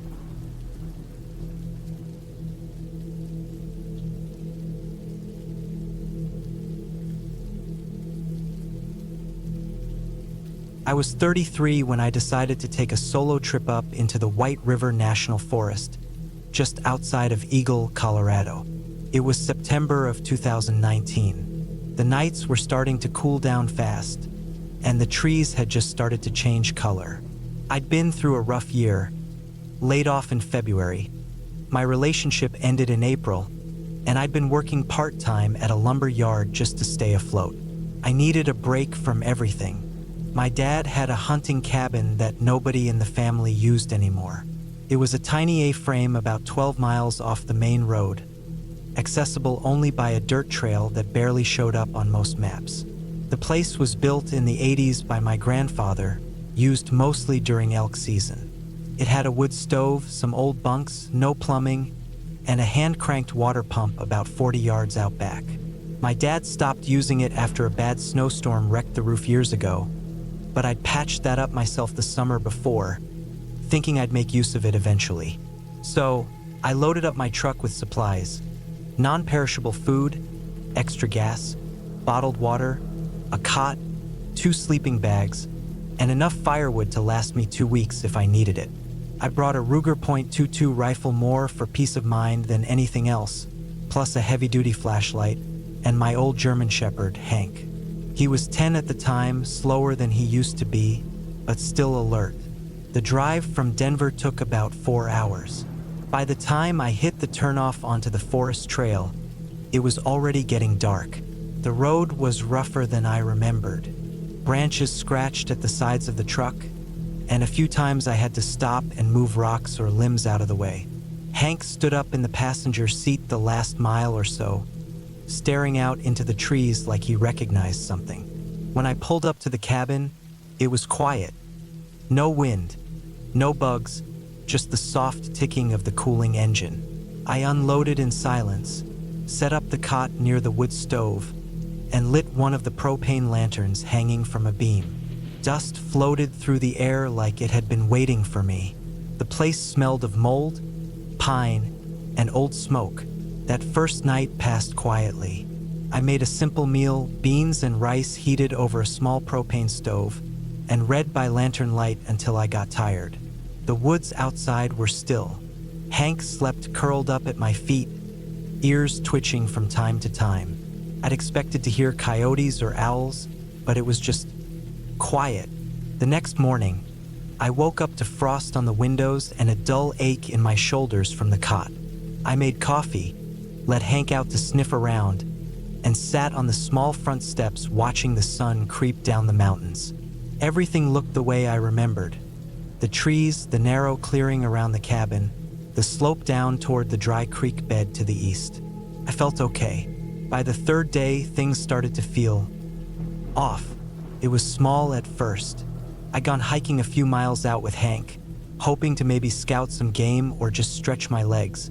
There was a ridge south of the cabin that overlooked the valley, and I liked to sit there sometimes with binoculars. But halfway up the slope, Hank stopped, just froze. His ears perked and his eyes locked onto a stand of aspens about 30 yards away. I couldn't see anything, but he started growling low in his throat. Not barking, not howling, just this steady growl. I scanned the trees, thinking maybe it was a bear or a mountain lion, but I didn't see a thing. No movement, no sound. Then Hank just backed up, tail tucked, and walked behind me. He wouldn't go forward. I stood there for maybe a full minute, rifle raised, watching that patch of woods. Still nothing. I decided not to push him. We turned around and headed back. That night, Hank wouldn't settle. He kept getting up, pacing the cabin, whining at the door. Around midnight, he growled again and stood with his nose pressed to the crack under the front door. I got up, grabbed the flashlight, and stepped out onto the porch. It was pitch black. No moon, just clouds. The flashlight beam cut across the clearing and hit the trees. Nothing else. I waited, listening, but all I could hear was my own breath. Hank stood behind me, rigid. Just as I turned to go back in, I thought I saw movement. Not big, not fast. Just a shape between 2 trees, too far to make out clearly. I held the light steady, but there was nothing. I wrote it off as my eyes playing tricks on me. Over the next few days, more things started happening. I'd wake up and find small stones on the porch steps, piles of 3 or 4, stacked neatly. Once, I found a small dead bird laid out right in front of the door, like an offering. I figured maybe Hank brought it, though it didn't look chewed up. Another morning, one of the empty propane canisters I'd left outside was gone. Just gone. Not knocked over, not dragged. It wasn't there. On the 7th day, things escalated. I was chopping kindling about 50 feet from the cabin, near the tree line. It was late afternoon, sun slanting through the trees. I had the axe over my shoulder when I heard what I thought was someone walking. Footsteps, crunching leaves, measured, slow. I turned fast, heart jumping. Nobody. But then Hank started barking like I'd never heard before. Angry, panicked barks over and over. He sprinted toward the cabin and circled it, barking at the back wall. I dropped the axe and followed him, calling out. He was standing rigid near the back corner of the cabin. Fur up, teeth bared, eyes locked on the woods. I scanned everything again with my binoculars. Still nothing. But this time I felt it too. That weird, creeping sense that you're being watched. Like something was right on the edge of my vision. That night I built a fire inside and kept the rifle loaded and close. I slept in my clothes with the lantern on. Hank didn't sleep at all. He just laid there, eyes wide open, ears twitching. At some point in the night, I heard the door handle move. Not bang, not rattle, just a slow turn like someone testing it. I sat up instantly, heart pounding. The door was locked. I grabbed the rifle and crept to the edge of the window, pulling the curtain just enough to peek out. Nothing, no movement. I stood there for 10 minutes, listening. The woods were dead silent. Then something scraped along the side of the cabin. Long and slow, not claws, not a branch, like fingers. I didn't move. I just stood there, not breathing, until it stopped. At sunrise, I went out to check. I found a trail of bare footprints circling the cabin. Not animal prints, human, long toes, bare feet. Dozens of them spaced out like someone was walking laps. They weren't mine. They were too long, too wide. One of them had 6 toes. That was the moment I realized this wasn't just an animal. And it wasn't a person in the normal sense either. Something was trying to scare me or get me to leave. I decided I would. I spent the morning packing everything back into the truck. I didn't care about leaving the firewood or extra supplies behind. I just wanted out. As I was strapping down the last bin in the truck bed, I heard Hank growl again. This time, loud and unfiltered. He charged into the woods. I dropped everything and ran after him. Rifle slung across my chest, stumbling through brush and fallen limbs. I could hear him barking up ahead, deeper and deeper into the trees. I followed for maybe 10 minutes, lungs burning, until I heard him yelp. A single sharp cry, then silence. I stopped. The trees around me were dense, shadowed. I called for him, but no response. I fired once into the air. Still nothing. Then I saw him, laying on his side at the base of a tree, panting. His leg was bleeding. Something had slashed him, but not deeply. Carried him back. It took almost an hour, but I got him into the passenger seat, wrapped his leg, and started the engine. I didn't look back. The trail back to the main road felt longer than it ever had. Branches clawed at the windows, and every so often I swore I saw something move between the trees. I didn't stop to check. When I got to town, I took Hank to the vet. He needed stitches, but was otherwise okay. The vet said it looked like an animal attack, but couldn't say what kind. The gash was too clean, too precise. I never went back to that cabin. I haven't told anyone about what happened. Not really. People don't believe you when you say it wasn't a bear, or a cougar, or a person. I know what I saw, or more accurately, what I didn't see. Whatever was out there knew how to stay hidden. It knew how to scare. It was smart. It was patient. Some people call those things skinwalkers. I don't know what word fits best. I just know I was watched, followed, and nearly driven mad by something that stayed just far enough away to never be caught. I still have the footprints. I took pictures with my phone before I left. I never show them to anyone, but sometimes at night, I open the folder and look at them, just to remind myself it was real. And sometimes, I still hear scratching at the door, even here in the city. Maybe it's just in my head, but I sleep with the rifle beside my bed now. I don't go camping anymore, and I never, ever go near that forest.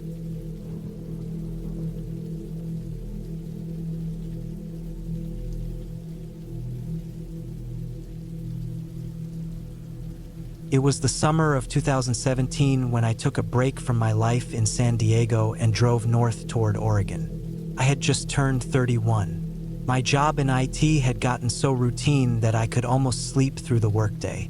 After my girlfriend left me that spring, I started realizing how little I actually did outside my small apartment and my office cubicle. I needed something else, something quiet, something far from anyone. I found a listing online for a secluded cabin deep in the woods east of Coos Bay.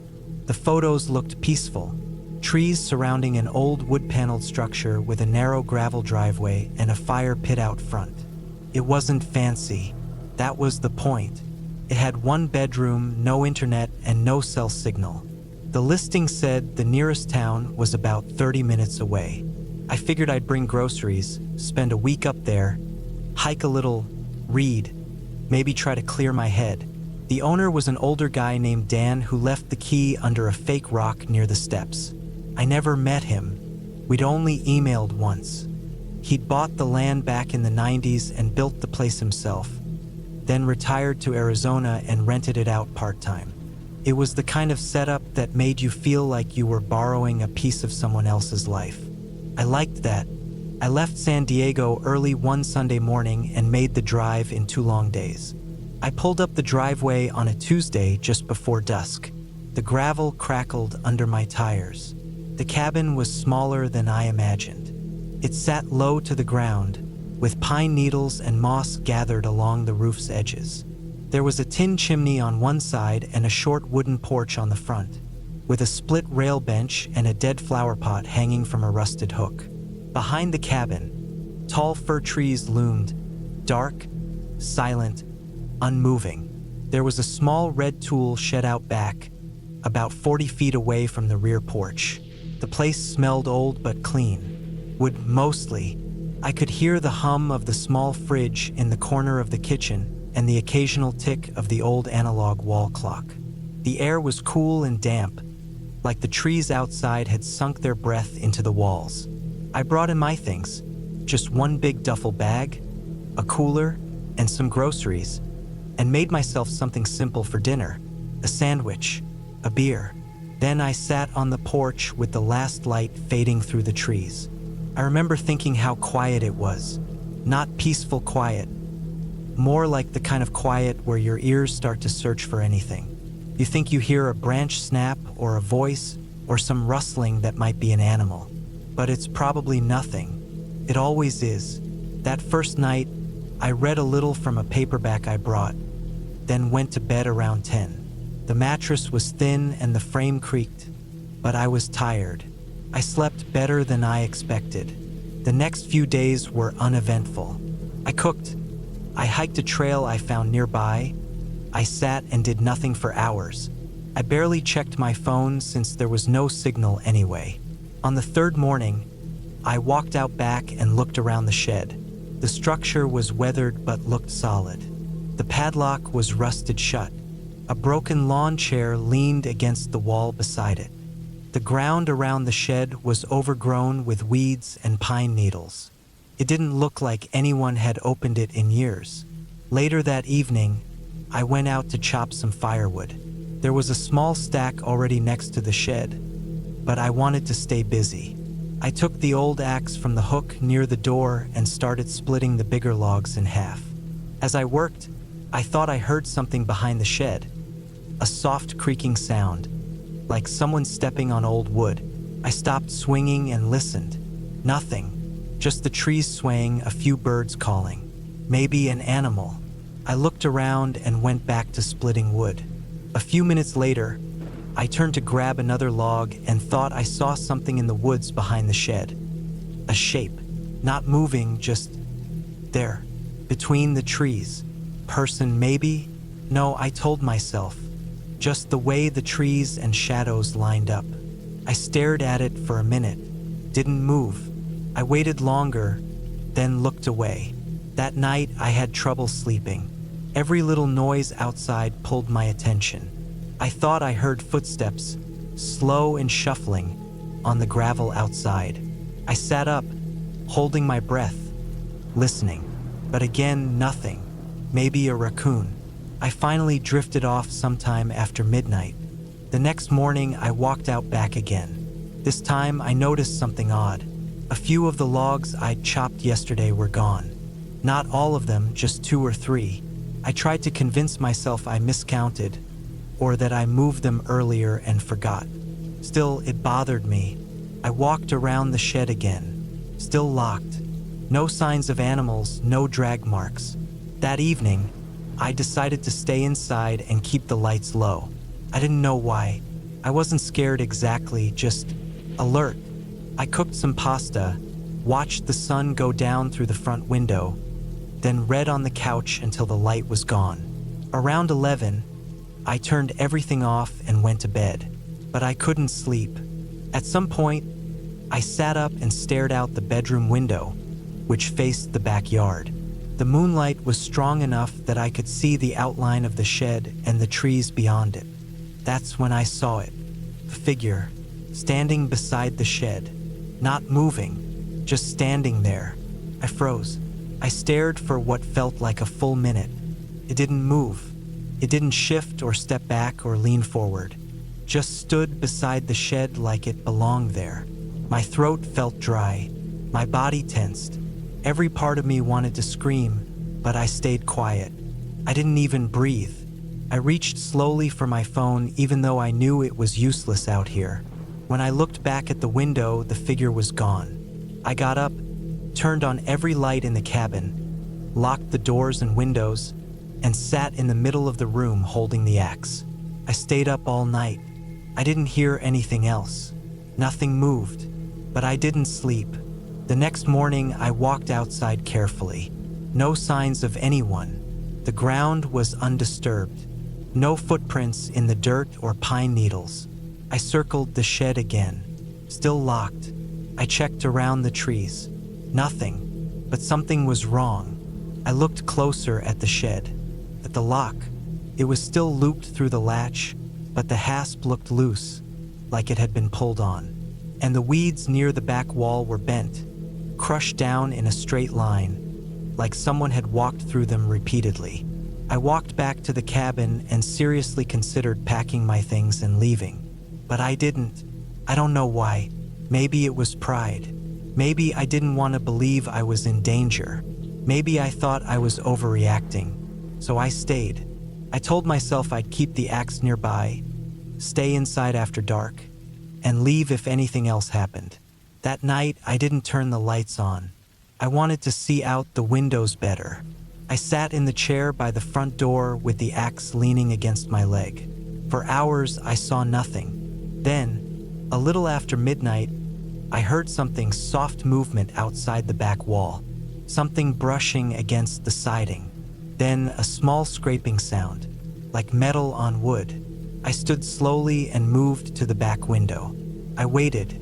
Then I saw it again. The same figure, closer now, not beside the shed, right behind the cabin. I could see the outline of his body, the faint shine of a pale face. He was holding something, long, maybe a crowbar or a piece of pipe. I ducked low and crawled back to the front door. My heart was pounding so hard I thought I'd pass out. I reached for the axe and held it tight. I didn't know what to do. I didn't want to make noise. I didn't want to run outside either. Then I heard it again. The sound of the shed door, screeching open. He got it open. I waited. For what felt like forever, I waited. Nothing happened. No more sounds. No footsteps. Just silence. Then I heard the front doorknob twitch. Just once. A small rattle. My breath caught in my throat. I stepped back, axe raised. But he didn't come in. Eventually, it stopped. Everything went quiet again. The next morning, I stepped outside, axe in hand. I walked to the shed. The door was slightly open. The padlock had been cut, lying on the ground. The shed was dark inside, filled with old tools, buckets, a rusted wheelbarrow, and a stack of firewood, and a sleeping bag, and food wrappers. Someone had been living in it. I stepped back, my legs shaking. I scanned the trees, the ground, the edges of the cabin. but whoever it was, he was gone. I packed my things that morning and left. I didn't clean up. I didn't lock the door. I just drove. I called the owner once I got cell signal and told him what happened. He didn't sound surprised. Said he'd drive up in a week or two to check it out. I never went back. Sometimes I still wonder who that man was, how long he'd been out there, what he planned to do. But I don't think about it too hard. I'm just glad I left when I did. And I always lock every window now, even in the middle of the day.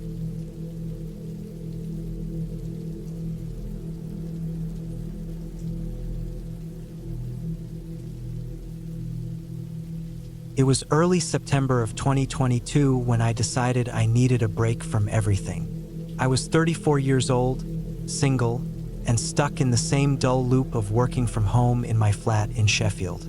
I was worn out from too many screens, too many meetings, and too little time away from the buzz of the city, even if Sheffield isn't exactly London. The thing was, I couldn't tell if I was depressed or just numb, but I knew I had to do something to shake myself out of it. So I booked a remote cabin I found on a travel site. It wasn't a flashy, curated Instagram-style cabin experience. This one was older, bare bones, and tucked away in the hills just outside of a place called Langinog in mid-Wales, near the English border. It was a 2-hour drive from Shrewsbury, surrounded by nothing but grassland, mossy forest, and steep hills that rolled like waves. The listing said it was a former shepherd's hut converted into a rustic cabin. The photos made it look lived in, but not commercialized. Felt like the right kind of quiet. I arrived late in the afternoon on a Friday, just as the light was thinning behind the clouds. The cabin sat about 50 meters off a gravel road that curled through trees. There were no other cabins nearby, no farmhouses in sight. Felt cut off in the best way. My phone signal died halfway up the road, which I expected. That was part of the appeal. The place looked smaller in person than it did in the photos. It was a squat little thing made of weathered timber, with a rusty chimney pipe sticking out of the roof and a front porch held up by 2 thick logs. There was a battered wheelbarrow leaning on the side of the building and a wood shed about 10 meters behind it, near the tree line. The whole area smelled faintly of wet grass and pine sap. I unlocked the door with the key left in a lockbox on the porch and stepped inside. It was cold and quiet. The floor creaked under my boots. The interior was simple, just one open room with a mattress in the corner, a wood stove, a small kitchen area with a sink and a 2-burner gas hob, and a scarred old table with one wooden chair. The only modern touch was a solar battery system wired to a single overhead bulb and a small portable fridge. There was no plumbing, just a rain barrel for washing and an outhouse down a trail behind the trees. After unloading my bag and locking my car, I lit the stove and made some tea with a gas kettle I found under the sink. It took a while to warm up, but the crackling fire started to make the space feel livable. I didn't plan to do much. I brought books, a sketch pad, and some tins of food. I just wanted quiet, open sky, and no one around. That first night was peaceful. I sat on the porch wrapped in a blanket and watched the last of the light disappear behind the hills. The stars came out early, clean and sharp in the cold. The only sound was the wind and the soft, irregular tapping of branches. I went to sleep early, tucked under 2 thick wool blankets with the fire low in the stove. The second day was when things started to feel strange. I got up early, made some breakfast, and walked around the area. There was a narrow trail that wound through the trees and eventually climbed up a rise that overlooked the valley. I sat up there for an hour with my thermos, watching the clouds drift across the hills. Felt good. I didn't see a soul all morning. Around midday, I walked back down to the cabin to heat up some soup. I noticed something odd then. The wood shed door, which had been closed when I arrived, was now cracked open. It was only a few inches. I didn't think much of it at first. Maybe the wind had caught it, or maybe I hadn't noticed it before. But I walked over to check anyway. The shed was small and damp, with stacks of cut logs, a rusted axe, and a coil of rope hanging from a nail. Nothing looked disturbed. I shut the door and slid the wooden latch closed, then went back inside. Later that evening, just before dusk, I went outside to collect more wood for the fire. The shed door was open again. Not just cracked this time, fully open. I stood there for a second, staring at it. The latch I'd closed earlier was flipped up. The wind wasn't strong enough to do that. I walked up slowly, listening. The trees rustled gently, but otherwise, it was quiet. The sky was turning orange behind the hills, and the air had that sharp smell of cooling earth.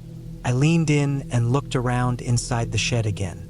Nothing seemed out of place. I shut the door firmly and wedged a small piece of firewood against it. I didn't tell myself it was anything serious. Maybe the wood shifted and popped the latch open. Maybe I hadn't closed it properly. I didn't want to ruin my own peace by overthinking things. But that night I had trouble sleeping. I kept hearing little creaks and soft thumps outside. The wind had picked up. Around 2 a.m., I sat up and looked out the front window. The moon was high and bright, lighting the yard in a pale glow. That's when I saw her. She was standing near the shed, just standing there. I didn't know how long she had been there. She wasn't moving. Her back was to me. She had dark, shoulder-length hair, and she wore something pale and loose-fitting that moved in the wind. I stared, not breathing. At first, I thought maybe it was a trick of the light. Maybe a tree, a bush, something catching the moonlight in the wrong way. But the shape was all wrong. It was a person, a woman. She didn't move. She didn't turn. She just stood near the shed, maybe 5 or 6 meters away from it, her head tilted down slightly. I didn't move for what felt like minutes. Then I scrambled for my torch and shone it through the window. But by the time I got the beam steady, the yard was empty. Nothing but trees and grass. I didn't sleep the rest of the night. I sat in the chair with the fire crackling low and the flashlight in my lap. By morning, I told myself I'd imagined her. Maybe I dozed off and dreamed it. Maybe I was just jumpy from being alone. But when I stepped outside around 9 a.m., I found footprints in the damp grass. Faint but visible. They led from the shed toward the tree line. They weren't mine. I checked the shed again. Nothing taken. Nothing new. But the door had been nudged open again. The wedge of wood knocked aside. I wanted to leave, but I couldn't get a signal on my phone. I'd have to drive 20 minutes down the road to get coverage. I almost did, but I talked myself out of it. I was scared, but I felt foolish. If someone was messing with me, why? There were no other cabins. No signs of people nearby. No cars. Nothing. I stayed one more night. That was a mistake. I kept all the lights off. I didn't light the fire. I didn't want to be seen. I sat on the bed with my flashlight and kept the curtains drawn. Around 11:30 p.m., I heard the front steps creak. Not just a sound in the distance, close, directly on the porch. I held my breath. I sat frozen, heart pounding in my chest like a drum. The doorknob turned once. It didn't open. I'd locked it. But then I heard the soft, shuffling sound of bare feet walking along the side of the cabin, then around the back toward the outhouse trail. I didn't move. I didn't dare look out. After half an hour, I turned off my flashlight and climbed into the bed fully clothed, still listening. I slept maybe 2 hours total. When the sun came up, I packed everything. I threw my bag in the car without eating breakfast, started the engine, and left. I only stopped once, about 20 minutes down the road, where my signal came back. I pulled over and called the local police station. I told them I thought someone was living near that cabin, maybe squatting, maybe dangerous. I didn't go into all the details. I just said someone was trying to get in at night and I didn't feel safe. They said they'd check it out and get back to me. I drove home to Sheffield and tried to put it behind me. 3 days later, I got a call from a constable with the Montgomeryshire Division. He was polite but direct. He said they'd sent someone out and walked the property. Here's what they found. In the woods about 50 meters past the shed, hidden behind a thick wall of brambles, there was a small clearing with a lean-to made from branches and a torn green tarpaulin. Beneath it were a pile of clothes, empty food tins, a broken camping stove, and a few folded blankets. No sign of the person, but someone had been living there, likely for weeks, maybe longer. He asked if I wanted to file a full report. I said no. I just wanted to be left alone. I asked if he thought it was a woman. He said he couldn't be sure, but they'd found strands of long dark hair caught in the fabric of the lean-to. I didn't return to that area again. It still bothers me, not just that she was there, not just that she came to the porch or tried the door. What stays with me is that she didn't say anything. She didn't try to get help, or ask for food, or scream. She just watched, just waited, like she didn't want to be seen, but also didn't want me to leave. And the truth is, I still don't know how long she'd been watching me before I noticed, but I left the moment I truly understood. That cabin wasn't mine. Not really. I was the intruder.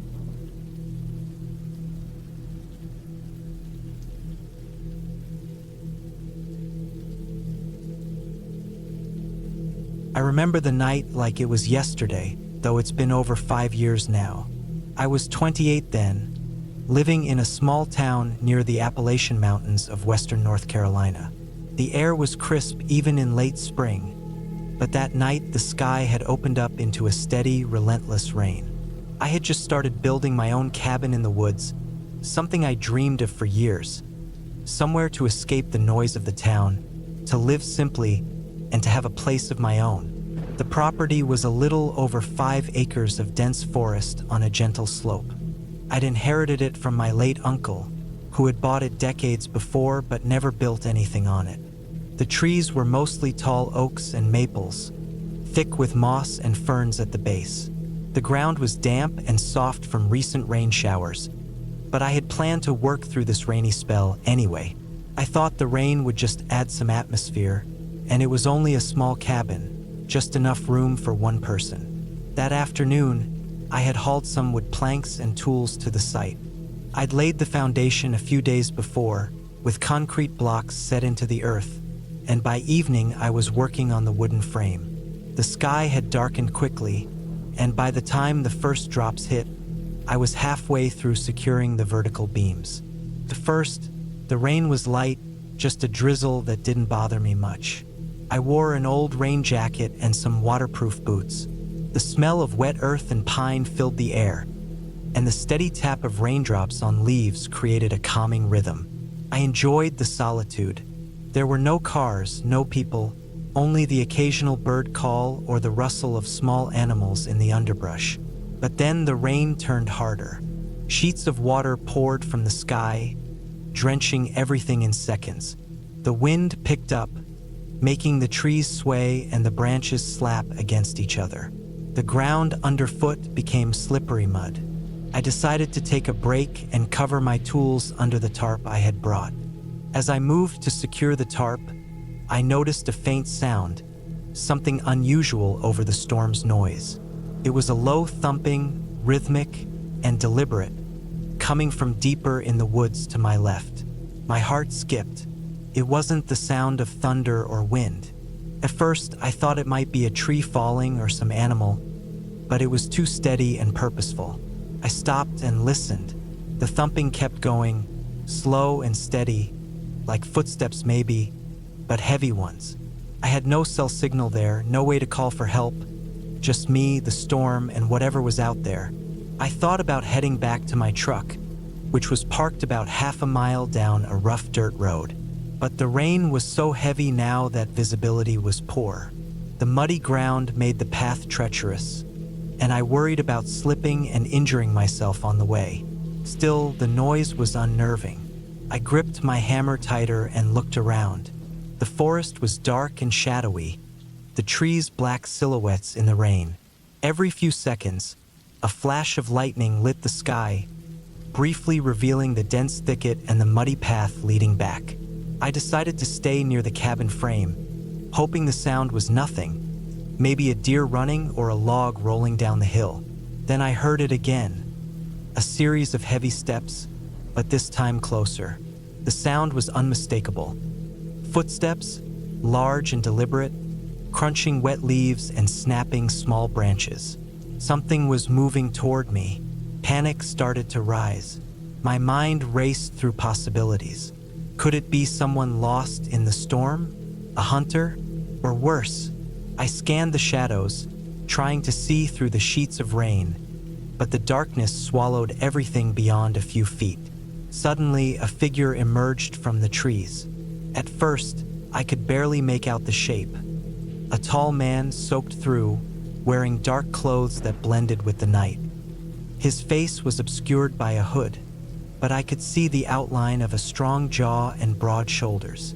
He moved with purpose, not like someone lost.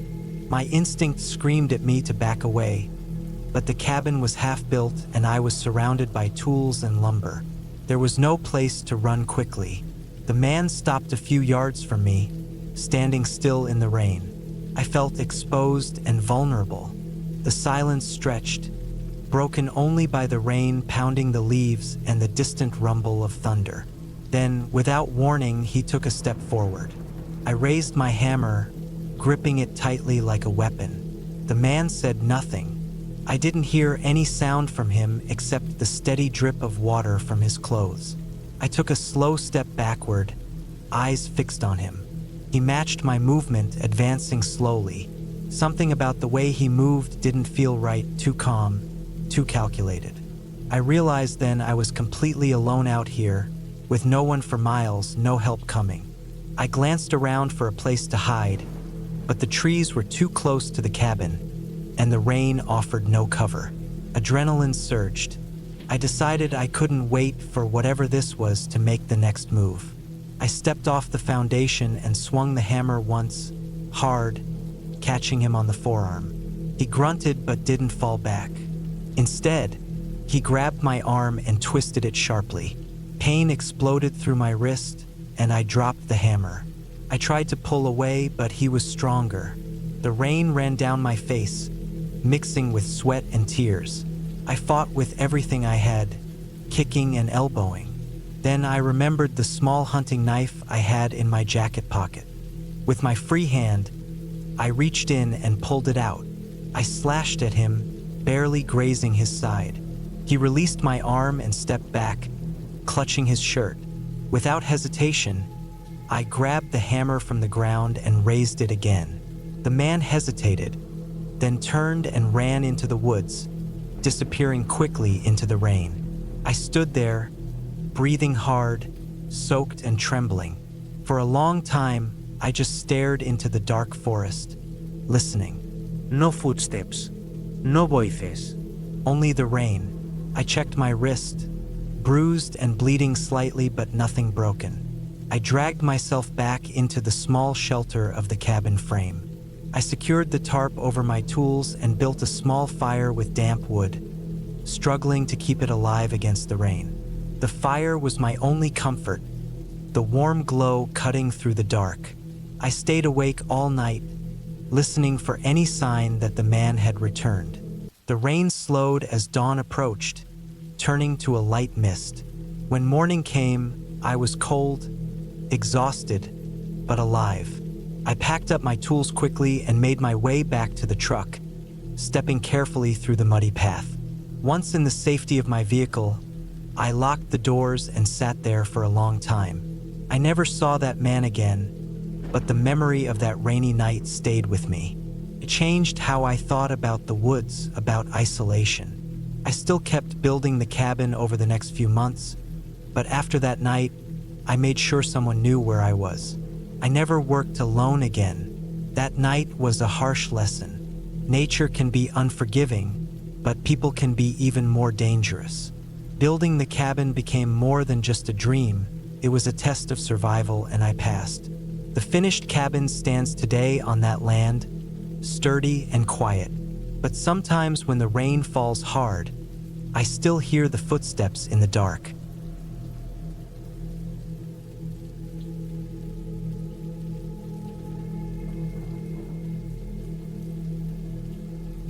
The woods around the cabin were quiet when I pulled up the long gravel driveway, the crunch of tires on loose stones the only sound breaking the stillness. It was early October in northern Michigan, and the air had a sharp bite to it, like the season was turning its cold fingers into the bones of the forest. The leaves on the trees had mostly turned orange and yellow, with a few reds scattered here and there, but already some of the tallest pines were standing bare, their needles long shed. The cabin I'd rented was far from the nearest town, more than an hour's drive from Traverse City, and I knew that alone in the woods with just Duke, my German shepherd, would be exactly what I needed to clear my head. The cabin looked small from the outside, one story with a low-pitched roof and a chimney that promised a working fireplace. Its wooden siding was weathered but sturdy, stained a dark brown that blended into the woods. A narrow porch ran along the front with two wooden rocking chairs sitting quietly, as if waiting for me to arrive. I killed the engine and stepped out, the cold air rushing into my lungs. Duke jumped out beside me, his nails clicking on the gravel, tail wagging as he sniffed eagerly. I unlocked the door with the key left under a small rock by the porch, a trick the owner recommended since no one else would have it. The cabin smelled faintly of pine cleaner and wood smoke. It was simple inside, a small living area with a couch and a kitchen table, a wood stove against one wall, and a couple of bedrooms down a narrow hallway. The windows were large, letting in the gray light of the late afternoon, but with thick curtains I could draw if I wanted to keep the world out. I'd brought plenty of food, some firewood stacked near the door, and Duke's leash and food bowl. After days in the city, this place felt like a world away. I dropped my pack by the door and scratched behind Duke's ears. He was happy to be here, his tail wagging slower now as he took in the new smells and sounds. There was something peaceful about being somewhere so isolated, with only the trees and the wind and the occasional call of a distant bird. I turned on the small propane stove to boil water and unpacked my supplies. The first night passed with little trouble. Duke slept on the rug in front of the wood stove, and I sat in one of the rocking chairs with a book, warming my hands on a mug of tea.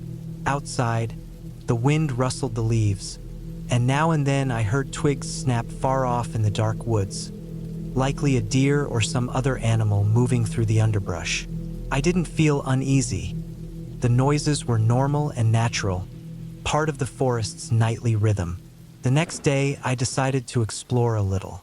I strapped on my hiking boots and grabbed a small pack with water and some snacks, then clipped Duke's leash on. We took a narrow trail behind the cabin that wound through dense woods. The trees were thick here, the sunlight filtered in patches through the canopy. Duke pulled me along, nose low to the ground, sniffing every stick and patch of moss. I could feel the cool air on my face, smell the damp earth and decaying leaves. After about an hour, the trail opened onto a small clearing with a rocky outcrop overlooking a shallow creek. I sat on a boulder, letting Duke drink from the water below while I rested. The silence here was absolute except for the burble of the creek. I thought about how far from civilization I was. No cell service, no cars, no neighbors, just woods and me and Duke. As we headed back, the sun began to lower behind the trees, and the forest seemed to grow darker and more closed in. I could tell we'd be back just in time for dinner. Once inside, I started a fire in the stove, its crackle and warmth filling the cabin. Duke lay beside me, content and calm. I prepared a simple meal and felt myself relax. This was exactly what I needed, a break from the noise and rush of life. But that night, something felt different. I woke around 2 in the morning to the sound of something scratching at the back door. My heart jumped. I lay still for a moment, listening. Duke's ears twitched, and he let out a low growl from his spot on the floor. The scratching continued, slow and deliberate, like nails dragged across the wood.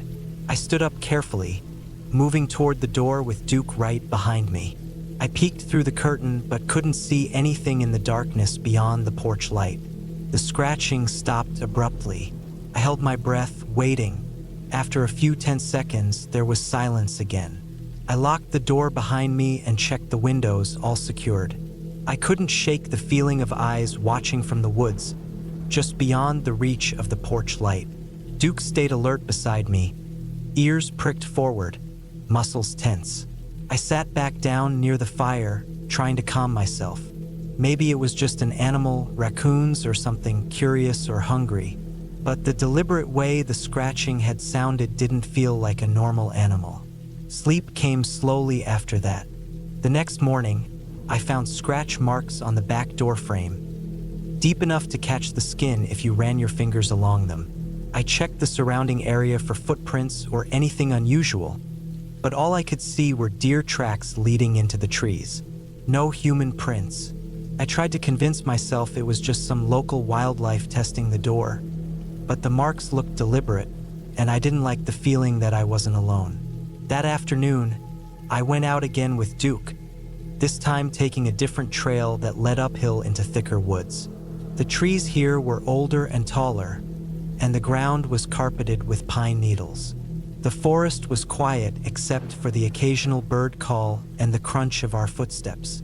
Duke was alert but relaxed, sniffing the air constantly. About 2 miles in, we came across a small campsite. It looked like it hadn't been used recently.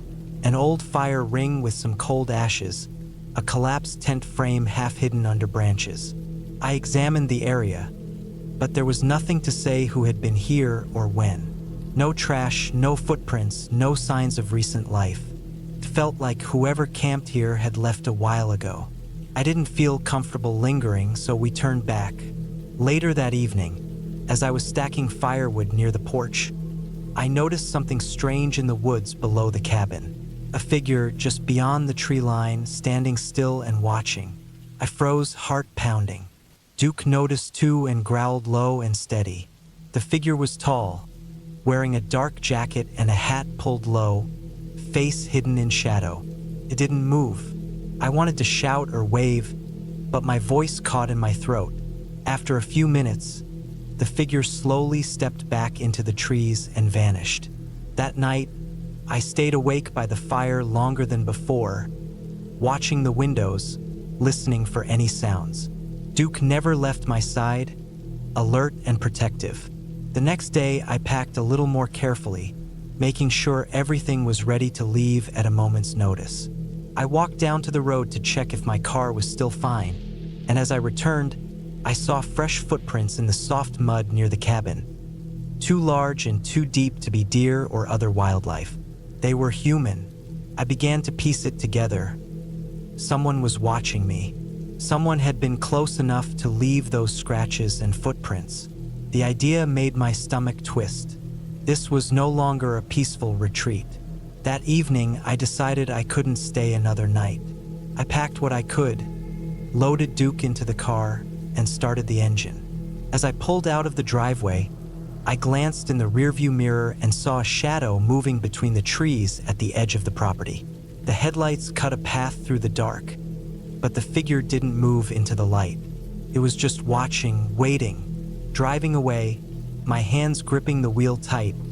I didn't stop until I reached the highway, the safety of other cars and streetlights filling me with relief. Back home, I called the local sheriff's office to report the strange events. They said they'd patrol the area but cautioned me about staying out in the woods alone, especially in remote areas. I realized then how lucky I had been to notice early, to trust my instincts, and to leave when I did. That cabin, the quiet woods, and the cold October air felt like a dream and a warning all at once. I never went back, and Duke never seemed as calm around the idea of the forest again. Sometimes, on quiet nights, I still remember the scratching at the door and the figure standing just beyond the trees. It was a reminder that out there, in the wild, you're not always alone, and sometimes it's best to listen to your gut and get out while you can.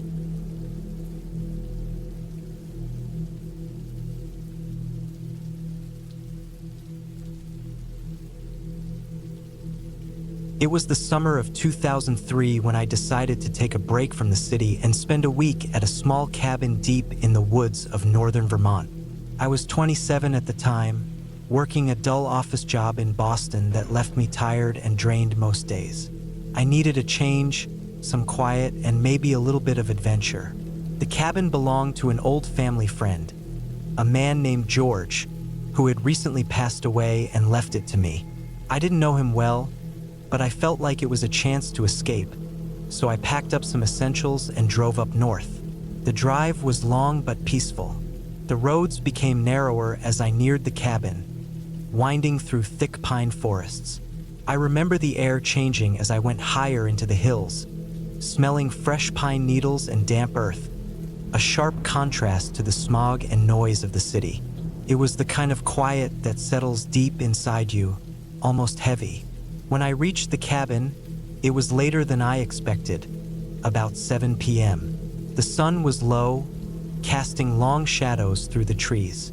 The cabin sat by a small, clear lake surrounded by tall trees, the kind that make you feel small and alone. The building itself was simple, made of dark wood, with a porch that wrapped around one side. It looked old but solid. A small chimney poked out of the roof, and smoke curled gently into the sky, though no one was home. I had the keys George left me and opened the door. Inside, the air was cool and smelled faintly of wood smoke and something else, like old paper or dust. The cabin had a main room with a small kitchen, a table with 2 chairs, a couch, and a wood stove in the corner. There was a narrow staircase leading up to a loft where the bedroom was. I dropped my bags and turned on the small lamp near the couch. The light was soft and yellow, barely pushing back the shadows. I unpacked slowly, taking in the quiet. No fones, no internet, no distractions. Just me and the woods. I cooked some canned beans on the stove and ate quietly while the light faded outside. The lake was just visible through the window, its surface still and darkening. After dinner, I went outside for a quick walk around the cabin. The air was cooler now, the sounds of insects and frogs filling the silence. The woods felt thick and dense, the trees towering over me, and the ground soft under my boots. I followed a faint trail I found behind the cabin, stepping carefully over roots and rocks. The trail led to a small clearing where I could see the lake better, the water reflecting the last light of day. As darkness fell, the woods grew more alive with sounds, rustling leaves, snapping twigs, and distant animal calls. I stood there for a while, breathing in the cold night air, feeling the chill creep under my jacket. Then I headed back to the cabin. Inside, I lit a fire in the wood stove, the flames crackling and warm. I sat on the couch, wrapped in a blanket, staring into the fire. The silence was thick, almost overwhelming, but I welcomed it. I told myself this was what I needed. The first 2 days passed slowly and peacefully. I spent my time reading, fishing in the lake, chopping wood, and exploring small trails nearby. The forest felt like a world apart from anything I knew. The nights were cold and dark, the only light coming from the stars and the occasional flash of a firefly. I got used to the sounds, the hoot of an owl, the snap of branches, the rustle of animals moving unseen. But on the 3rd night, something changed. It was after I had gone to bed in the loft. The window there faced the woods, giving me a clear view of the trees silhouetted against the night sky. The fire in the stove had died down, and the cabin was cold. I was just starting to drift off when I heard it, a soft, deliberate crunching of leaves outside. At first, I thought it might be a deer or some other animal, but the sound was too steady, too purposeful. I lay still, listening. The footsteps moved slowly around the cabin, circling it in a wide loop. Every now and then, I caught the faint sound of a twig snapping underfoot. My heart started to race. I told myself it was probably just a lost hiker or a hunter, but the woods were empty, or at least they should have been. After a few minutes, The footsteps stopped near the back door, the one I hadn't locked properly because I hadn't expected anyone to come. I held my breath, waiting, but nothing happened. The footsteps faded away, retreating into the forest. I stayed awake the rest of the night, staring out the window, waiting for something else. The hours passed slowly, and the sky started to lighten just before dawn.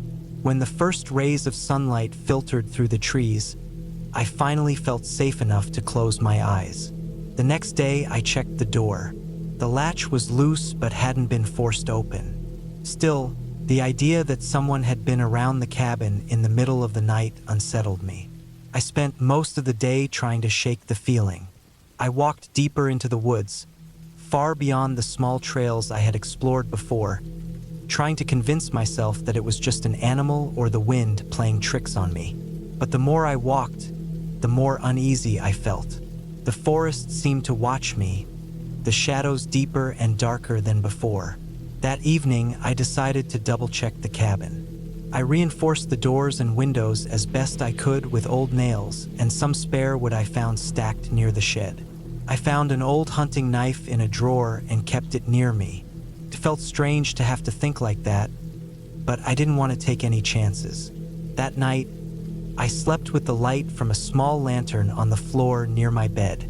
The noises came again, the footsteps, the rustling, but this time they were closer, almost right outside the cabin walls. I could hear breathing, soft and uneven, like someone holding back in the dark. I didn't dare get up. Instead, I stayed frozen under the covers, clutching the knife.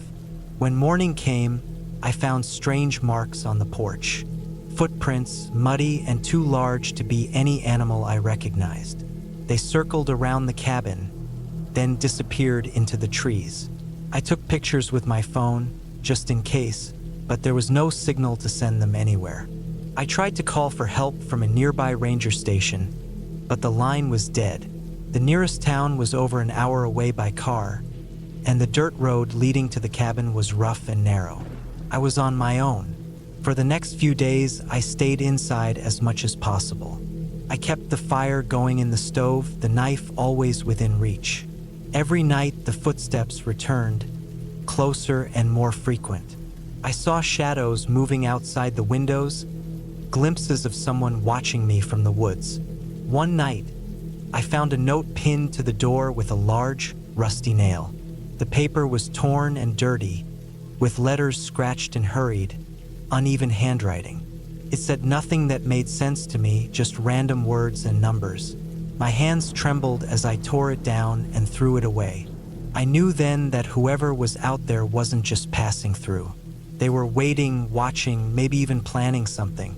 On the 6th day, I made a decision. I couldn't stay locked inside the cabin any longer, waiting for something to happen. I packed my bags quietly before dawn and loaded them into my old car. The air was cold and still, the woods silent for once. As I started the engine and backed down the driveway, I glanced back at the cabin. It looked small and lonely in the morning light, but somehow stronger than before. I had been scared, yes, but I had survived. The drive back to town was slow and tense. I kept looking in my mirrors, half expecting to see someone following me. But there was nothing. The roads were empty, the trees just trees. When I finally reached the gas station in town, I called the local sheriff and told him everything. They sent officers to check the cabin, but by the time they arrived, there was no sign of anyone or anything suspicious.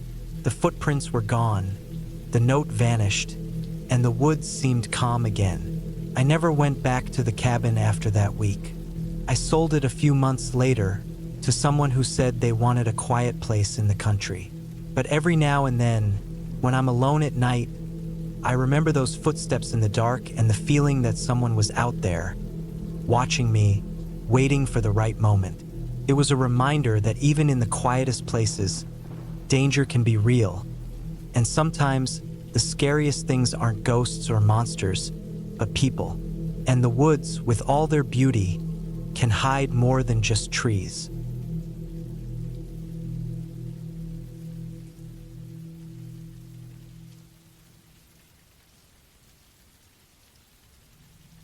The year was 1998, and I was 24 years old. I had grown up in a small town in northern Wisconsin, a place where the woods stretched out for miles and the only noise at night was the wind rustling through the pine trees and the occasional call of a loon on the lake. My job was at a local hardware store, nothing exciting, but it paid the bills. I'd always wanted a break from the everyday noise of the town, the constant chatter, the demands of customers, and the hum of modern life. So when my friend Mike told me about a cabin his uncle owned, deep in the forest near Lake Superior, I jumped at the chance to spend a week there alone. The cabin was old but sturdy, built sometime in the 1940s. It sat on a small clearing, about 100 yards from the lake shore. From what Mike told me, it was off the grid. No electricity, no running water, just a wood stove and a well. I was used to the outdoors, camping since I was a kid, but this was different. I would be completely alone. I packed my things carefully. A tent, food supplies, a first aid kit, matches, some batteries for a small lantern, a fishing rod, and a hunting knife. I made sure to bring plenty of water and some canned food, just in case. Mike gave me a map and directions, warning me about the rough dirt roads and to watch out for bears. That made me uneasy, but I figured I'd be careful enough. The drive up there was long, winding through narrow roads lined with tall trees so close together that sometimes it felt like driving through a tunnel of green. When I finally reached the cabin, I felt a strange mix of relief and nervousness. The air was cold and crisp, with a faint smell of pine needles and wet earth. The sky was overcast, heavy with thick gray clouds that promised rain later. The cabin itself was simple. One room with a small kitchen area, a wood stove in the corner, a rough wooden table, and a single bed pushed against the wall. The windows were small, the glass a little foggy from years of weather. There was a porch with a broken chair, and beyond that, the thick woods stretched out in every direction. I spent the first afternoon unpacking and exploring the immediate area. The lake was just as Mike described, wide, calm, and cold. I found a small path down to the water and skipped a few stones before walking back to the cabin. I chopped some wood for the stove and lit a small fire. The cabin grew warm, and the smell of burning pine filled the air. That night, I lay in bed listening to the sounds outside. The wind howled through the trees, and somewhere far off, an owl hooted. It was peaceful but also a little lonely. I kept a flashlight close and checked the locks on the cabin door before drifting off to sleep. The next day, I planned to fish in the lake. I packed a small lunch and took my rod down to the shore. The water was chilly against my fingers, and the sky had cleared to a pale blue with thin white clouds drifting lazily. I sat on a fallen log, casting my line out into the water. Time passed slowly. I caught a couple of small fish, but nothing worth eating. Still, the quiet was welcome. On my way back, I noticed something strange. A set of footprints in the soft mud near the water's edge. They were too big to be from an animal and looked fresh. I scanned the tree line but saw nothing. My stomach tightened. Maybe it was just some hunter or camper passing through. But the woods here were supposed to be quiet this time of year. I locked the cabin door tight that evening and double-checked my supplies.